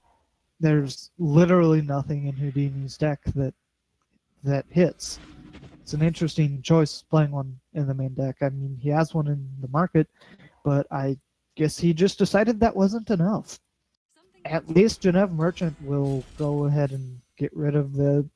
Never mind. Isochron's going to keep the Vision of Austerity in hand and instead throw away Hailstorm, which for some corner case could have actually been useful. I'm not sure about that. And maybe he's keeping it in case Houdini is going for the Moon Dial, which I would imagine is even too slow for this matchup. Yeah. Like if I have the choice between the Moment of Creation and the Moon Dial, I would probably pick the Moment. It's an option. Especially now seeing that Isochron has this Vision in the main deck and one in the market. Right. Yeah, I feel Houdini would just be too scared to go for that anyway. Yeah.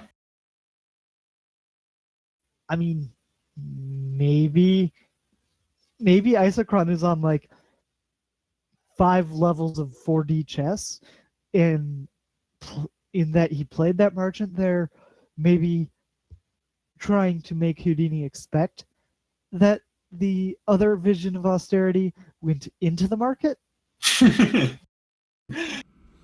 I think that's probably too deep. Yeah, I mean it's only his first merchant played so far as well. So we see the Hailstorm and Purify, which, yeah, that Purify could have been another 7/7 earlier. And here's another Genève merchant. This time, there Now it goes. the Vision goes, yeah. And Kyle the deck gets another Black Sky Harbinger. This is starting to look good. Houdini is out of cards. Neither the Torch nor the Power help. And Isochron can start stabilizing here.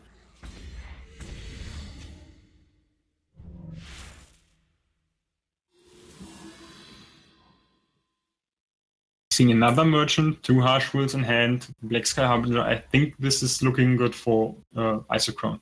It definitely is.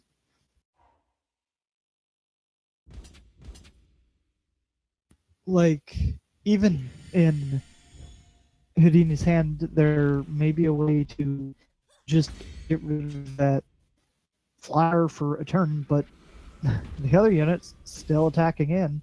And he sacrifices the merchant. I'm not sure I like that, to be honest. The Aegis unit is representing lethal, and it's especially difficult to get rid of. Yeah, that's a very hard play to justify right there. I mean, I love drawing cards as much as the next guy,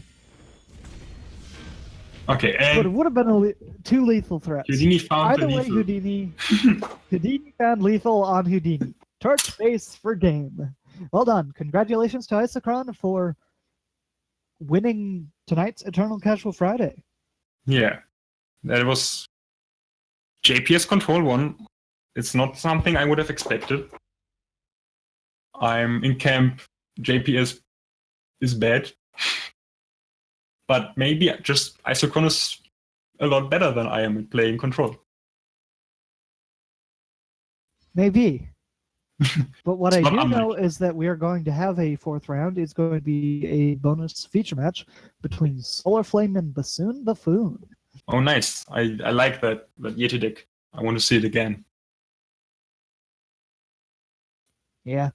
And Solar Flare is playing Praxis, if I recall correctly. Yes. He's playing Make Eternal Great Again.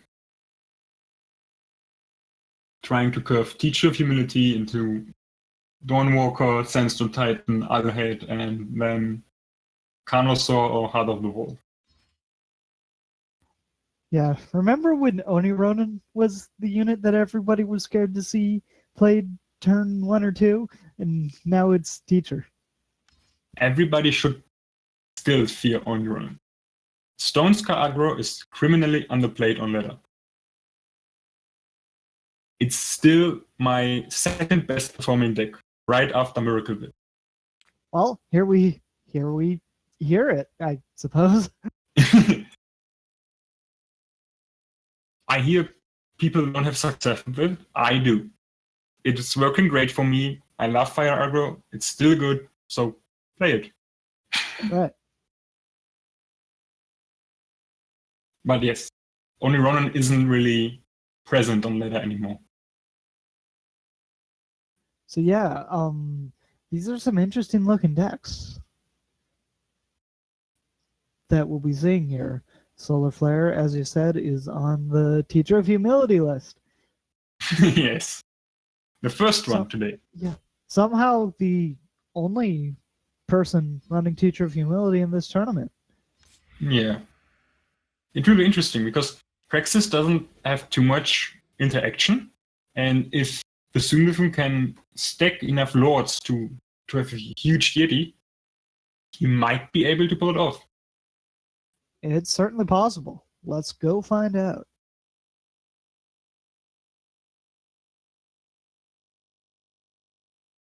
I guess the Sundafun has switched decks from what we're seeing. Oh, interesting. Is he gonna keep up to that? Or This what? looks like how is it called? Nostrix control. Nostrix Porter. Yeah, this looks like Nostrix Porter. You know, I think I'm up for seeing a Nostrix Porter. What is that? Wow. I had not seen Mages of Celerity. Because that's not clarity. That's celerity. Yes, Celerity. Interesting. Giving Interesting. charge So to big units is scary. yeah. Yeah, especially if those big units have something like World Bear Behemoth's diesel ability. That's a thing. Or even small units, like giving charge to Teacher is horrifying. Yeah. The downside is that you're playing 3-drop that dies to torch. Yes, And but I mean, you're also playing 2 drops that die to Torch, and a 1 drop that dies to Torch. yeah. I think you And an can't. opponent that's not running Torch. You probably can't run a list without any torch targets. Or at least a good list without any torch targets, but I'm not sure. Getting your 3-drop torch is sad. It's really Right. sad. But this can't happen in this matchup because Nostrix Porter isn't running any fire cards. And we are seeing a start of Initiate turn 1, turn 2, Merchant, turn 3, Titan. Which surely it puts a lot of pressure on Bassoon Buffoon, or BB for those that don't know. Yeah, Bassoon Buffoon right now does not have any harsh rules yet, so his only real option is to wait for 6 power to pop off double Hailstorm, and like even that doesn't kill World Bear Behemoths, which are going to be coming down now. Yeah, this is starting to look really, really grim for Bassoon Buffoon. Interesting enough, even though Solar Flare's at 6 power, he's quite far away from casting that Heart of the World. That is true. Oh, and he found a Permafrost. Permafrost is obviously great against Behemoth. Yes, but how about this Behemoth? Yeah. Genev Merchant is not a permafrost, but maybe it could become one. What's in Bassoon Buffoon's market? Let's find out. And there is a banner. Okay. Bassoon Buffoon is a believer in the power in the market. You know, Nostrix Porter seems like a reasonable seems to have been reasonably buffed by Genève merchants existing, because Yeah. you can obviously throw a porter into the market with your Genève merchant, and then maybe grab a porter out of the market later to have two porters, but that's probably never correct. So now we're seeing Behemoth, another merchant, getting like probably an hourglass. I like that. That frees the other Behemoth. And now the Buffoon is looking at the lethal board without any answers. And this should be the game, unless there's something Genève Merchant can do about it. Right. I don't know any primal cards that would get this job done. 6, 7. Oh, and the Behemoths are fetching enough influence for Heart of the Vault to come down, and I imagine that's the game over. This is 9 damage. Yes, exactly equal with the Heart of the Vault. Yeah.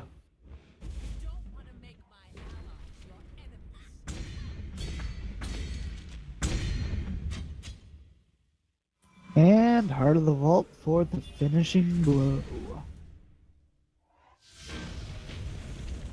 I think not many decks can combat the perfect time draw. Initiate, Merchant, big unit, big unit, big unit. Yeah, I mean, when that happens, you just need to have your harsh roll or concede. Yeah. Those are your two options.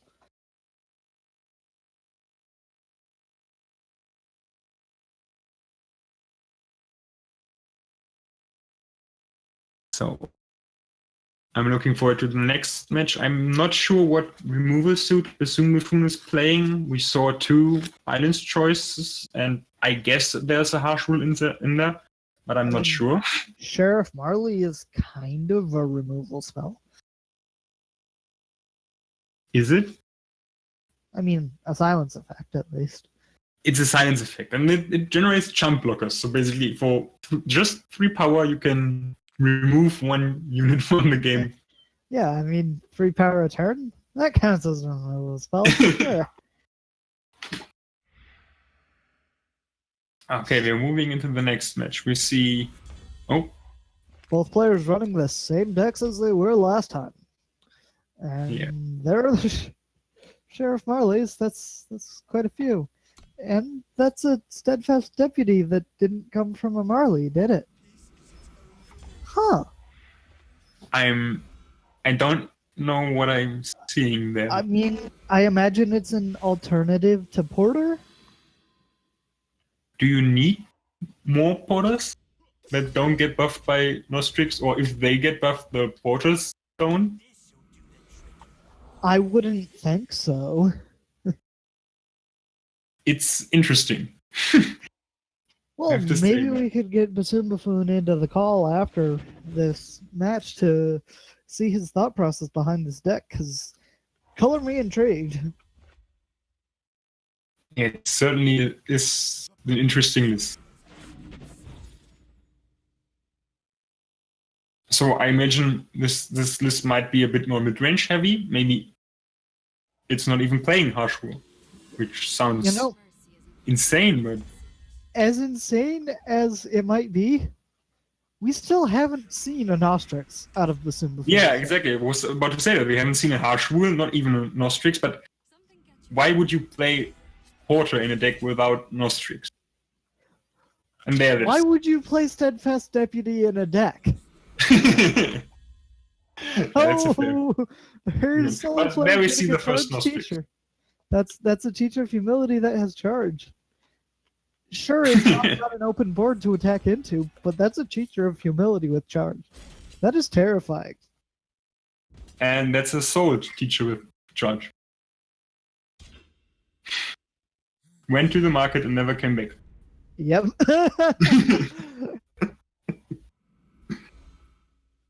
So we're seeing teacher. Nostrix coming down. I think this is just too much for any time deck to handle at this point. 1 mana 5/6 beat your 4 mana 5/6. Yeah, 1 mana 5/6 with Echo is a pretty good rate. And a 5/7 flyer isn't bad either. That is true. Oh, when we see the Xenon Initiation plus Torch for the 3/1. Yep. I don't expect that. Solar Flare might be able to draw some more power at some point, or just use Aurelian Merchants to get more power. Yeah, and I Like, think this is Solar just Flare is still working off of 2 power sources. yeah. So Solar Flare concedes. So this makes it 1/1. Yeah, this is 1-1.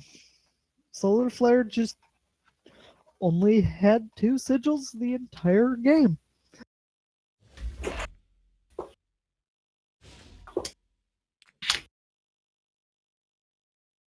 So we're seeing the final game of the match. Yep. We saw both sides of the spectrum. We saw the Initiate Merchant 4-drop, 5-drop, 5-drop draw from Praxis, and we also saw the 2 power never play anything relevant. I'm still so confused by the Steadfast Deputies. I want to know the exact deck list. We still haven't seen any harsh rules. I think there might be 0.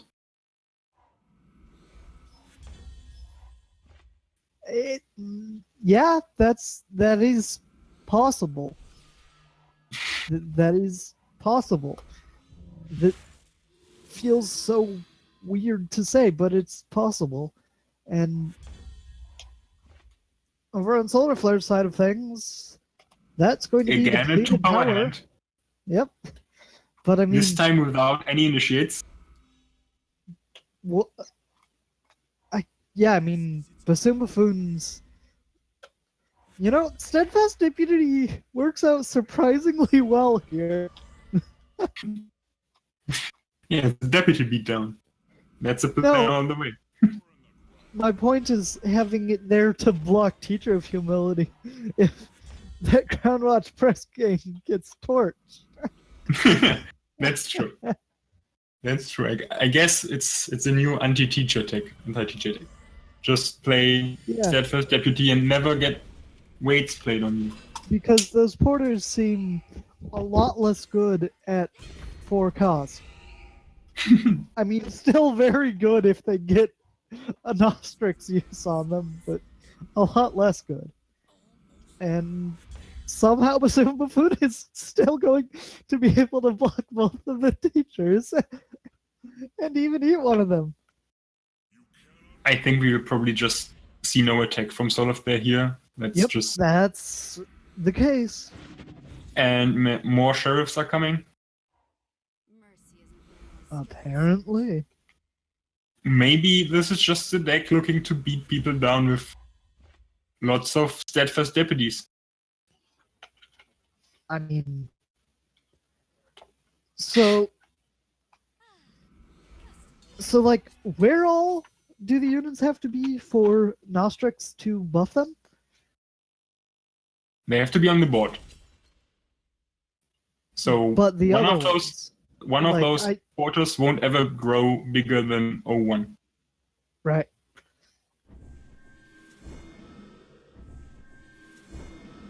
Because I mean, I think. Oh, I figured it out. The idea is to draw lots of deputies with Mali, drop one, and then buff them with Nostrix. So you get that's a what I was. handful of big deputies. That's what I was thinking, and because then even the ones that you have from somewhere else are still going to be massive, like the ones in your deck. So I see the idea. I'm not sure if I agree with the idea, but I see the idea. Yes, it's at least interesting. We see again a Killer Dawnwalker returning, probably taking out the next Sheriff Mali. maybe will Buffoon gets probably be the to. case. He can Island's Choice it, so he saves the Marley to get even more 1-1s with Aegis. He saves Marley from the Dawnwalker, but there's a predatory Carnosaur in Solar Flare's hand. Yeah, So I does that imagine really count as safe? the next Island's Choice is going, oh, there's another Killer Dawnwalker again. So Yep, this looks good for Solar Flare. definitely. One of those Teachers of Humility is probably going to get eaten, and the other one's going to get chumped.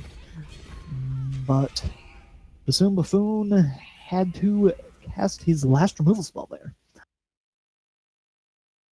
Here comes Nostrix down. Now, those deputies are quite Yeah. strong. And One they mana are 6 all Aegis. so this is obviously the point of Bassoon Buffoon's deck. Yes. Let's see if Solar Flare can't find a way to close this out, because I'm not sure who's advantaged at this point. I think it is Bassoon Buffoon. All he has to do is keep attacking with his Nostrix while creating a big wall of deputies. Yeah, that kind of seems to be the case. Keep the Vanquish for Titan in hand, and or not, I guess. Kill the Titan that's in play, and Solar Flare concedes because Solar Flare doesn't have a way to deal with the Nostrix. That's incredible. Well done, Bassoon Buffoon. You're turning me around on this deck. I'm starting to like the idea, man. Let's see if we can get Bassoon Buffoon in here to talk a little bit about the thought process behind that deck. Maybe give us a deck test. Yeah. This is a sweet list. It's. I didn't expect to see a win there. An army know, of right? 0-1s and 1-1 deputies turning around the game this quickly. This is beautiful. Nice list.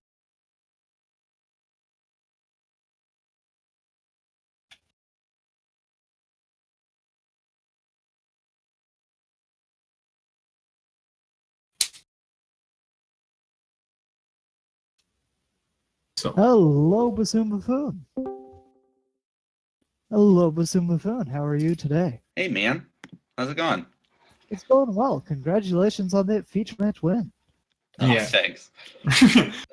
He looks like power screwed games 2 and 3. I didn't see his hand, though. Definitely in game 2. I think he skipped 2 powered draws. And If it's any consolation, I do have 4 harsh rolls in that deck, and I didn't draw a single one. You do? in 3 games. Yes, I I refuse to believe that you're playing harsh rolls in that deck. Quattro, baby. I need the deck list, Bassoon. Yeah. What do you want it in the Discord chat? I don't care. I needed to play it. Yeah, Share it. I Well, love we it. should be able to toss it up on stream It is as well true. if we If you want to get share it it. somewhere that our producer can see it. yeah, absolutely. I'm not planning to take this to any tournaments, so you can have it. Fantastic. Proof positive. Please control F harsh rule on this deck list. Yep, there's 4 copies of harsh roll. yeah, we were wondering. Beautiful. Thank you. Sorry. So, does the deck more often Nostrix porters or deputies? That was actually only like the second time I've ever Nostrix to deputy. But it was pretty sick. Yeah, It was. yeah. I mean, it won you the match. Yeah, this whole deck just came from a conversation. I think I was asking somebody if like there was an idea there with since the Marley makes a collectible card. Right. And they were like, "Oh, LSV has already done that." So I haven't seen LSV's version of the list, but apparently he has played an extremely something with the same idea on his Oh. stream. Interesting. Yeah. Alice V is, of course, one of the devs from Direwolf Digital. So, but this is my own original dank OC. So do not steal. But I mean- I haven't seen his version of the list though. You're giving us the deck list right here to steal. Like- A couple of sentences ago, you specifically gave us permission to steal it. Yeah, I gotta admit, I've already crafted the cards right now. Please don't tell me you spent dust to play this deck. Goodness gracious. Yeah, I was lacking one Nostrix. Oh, okay. This is a I good had to craft the craft. steadfast deputies. Crafting steadfast deputies. I still don't believe that you play Harsh Rule. I think you added those after the match. No, I was- but it's a good idea. I mean, It's a what would he have good been idea. playing instead? I was even thinking like maybe you're in need of the new Arshful, like one more. Maybe. Yeah, add a end of the story in there too. I mean, it's possible. Honestly, the deck is already skimming on power. You should probably just cut the steadfast deputies in the deck and only run with the ones that Sheriff Marley makes and add like 3 more power and an end of the story. Yeah, I was wondering if the Or just go down to like Deputies in 1 the deck. deputy. I mean, there is one thing that the deputies in the deck do well, and that is chump block teachers. Yeah. Not only features, pretty much anything that doesn't have overwhelm, it blocks well, and yeah, I guess it's fine in the deck. Even if you play it like, even if you draw it, it's fine. You've got enough draw. I think you got unlucky on the first game. Oh, I definitely got pretty unlucky with power, but I'm skimping on power, so that's gonna happen. But it's a meme, so you have to maximize the memes. Right. So for the sake of consistency. So Alright. here's a question that's not about the deck. Are you going to be playing in the Sunday challenge on Sunday, July 22nd? I would love to, and I do plan to play in the future, but I will not be playing in the Sundays. So the crown is up for grabs, is what I'm saying. Oh. Are you now telling people to run Crown? Yeah, we should splash time in this for sure. For consistency, so you can find the way. For Yeah, consistency, exactly. so that you can play Crown. Why don't we just go up to 90 cards in the deck as well? Oh yes, while we're at it, we might as well. I don't know if any of you have been around in the closed beta. I didn't play in closed beta. There was a- Unfortunately, I did not either. There was a card Secret Pages, which was Oh, just find the yes. way but undepleted power. Yes, they changed And there- that so quickly. Yeah, that is not what Secret Pages does anymore. Yes. There was a meme that you add time for fixing. Right. Just splash Secret Pages so you can run whatever influence requirements you want. That's disgusting. That's pretty hilarious. There was a time where 4 faction control was a thing, like Time, Justice, Primal, splashing a single shadow for Azimdal's Gift, which used to be single shadow, Right. and that Wow. deck was really, really awful to play against. Yeah, Sounds that pretty terrible. that sounds like it might have caused people depression. If you want to blame anyone for this deck, it's Finkel. He made it. He loves it. And, I believe that. he's still mourning the loss of single shadow gift. The way Iliak is mourning the loss of Champion of Cunning. And Champion of Chaos in its Oh, own form. And Flame Blast and like everything that was way too strong. Yeah. I do kind of miss old Flame Blast. you do. I- Yeah. Like Yeah, it was sick. I miss the old copper conduit, but Flame Blast? Oh no, I don't. It was. I wonder if Flame Blast is balanced now that there's like way more Face Aegis and Okay, counter maybe no. spells. Yeah. Yes.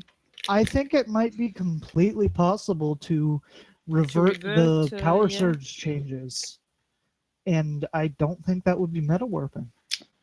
You can still scream our good friend Copper Conduit. So yeah, maybe not him. I mean, I we don't kind think of already Screaming Copper have. Conduit is that good. Yeah, that's the thing. We kind of already have a screamable copper conduit that nobody's playing. What's that? Let me see if I can find the Fnatic? name, but it was part of the Reno? most recent set. I think Which it's one? something Ceresaur. Yeah, I think it's a Sarasota. What? What are you talking about? Ah, the one that spends your power and. Yeah, Oh, It's yes. essentially a I tried screamable it, copper like, conduit. 2 seconds. it's Sorry. Insatiable Ceresaur. Insatiable Yeah, Sarasota. There we I are. felt like you that the idea was great, and I couldn't apply it because Time Screen needs something more, to be honest, and this isn't it. But yeah, the idea is okay. But my point is that I don't think that having a screamable copper conduit is busted because Insatiable Sarasor doesn't seem busted. But I mean, Uh. mainly because you want to scream Ranger and Fnatic. Like that's the main let's thing. let's get some Sandbox Eternal going so we can try it with these new custom rules. Oh yes. That's something Hearthstone has, isn't there like a super underground Hearthstone server that you can like have like custom cards and rules in the game? Is there? Maybe. I am not too. Never heard of it. I've heard Yeah. whispers. I know that there's some card games out there that involve like digital card games that involve players being able to create cards for them.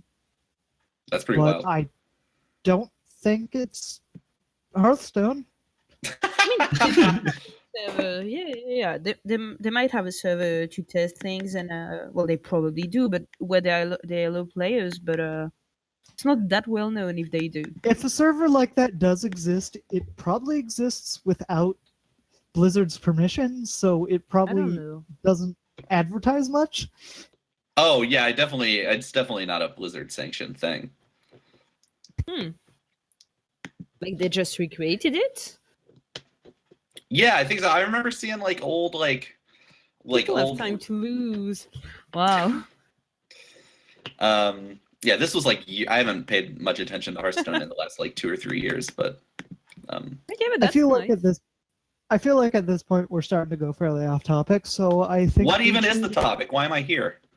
To talk The about topic the was to deck. talk a little bit about the Nostrix deck, which I think was you've done. beautiful. So I think at this point we should move on to our closing and Yeah, maybe tell people that there is a tournament on Sunday. Indeed, the Sunday challenge, is it?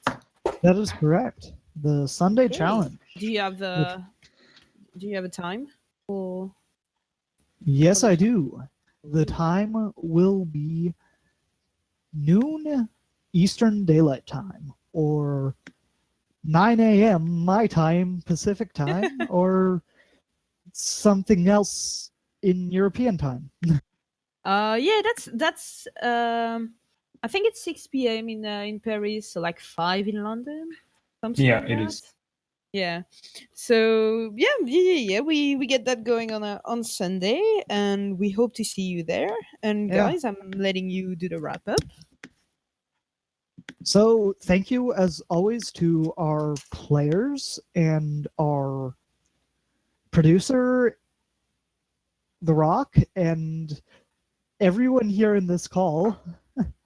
There's a lot of us this time. It's Yeah. true. Thanks to Clary for hosting the Eternal Tournament website that we're using, even though it exploded today. I That think wasn't might have Clary's been- fault. I'm I not know. sure It that was was mine. Clary's fault. Yeah. This was completely me. Thanks to Phoenix10 for being our tournament organizer And and crushing doing the her website. best. Thank you to But all of our players, and yes. thank you to our sponsors. That's Katsuko Moo, Duncan Wren, and Reshef, and anyone else who decides that they want to subscribe to the site or perhaps make some donations. We use it to further our upcoming events. Speaking of upcoming events, we have Yeah, we some have big yes. announcements that we're Indeed. going to make. This is the announcement of the announcement. That thing that so many more companies are doing nowadays and everyone laughs at them for. But here's our announcement of a big announcement coming up next week. Yeah, so Oh, stay I know what tuned. that announcement is. Don't tell them. Get pumped, guys. Yeah, it's exciting. Yes, DM we'll me get for a deets. sweet announcement, indeed. If he Indeed. gives deets, we will find him and send the hit squad. Okay, guys. So I think we're good to go. Yeah. I'm gonna go play some Nostrix on ladder. I'm not responsible for any lost points. I'll go on there and beat up Nostrix players.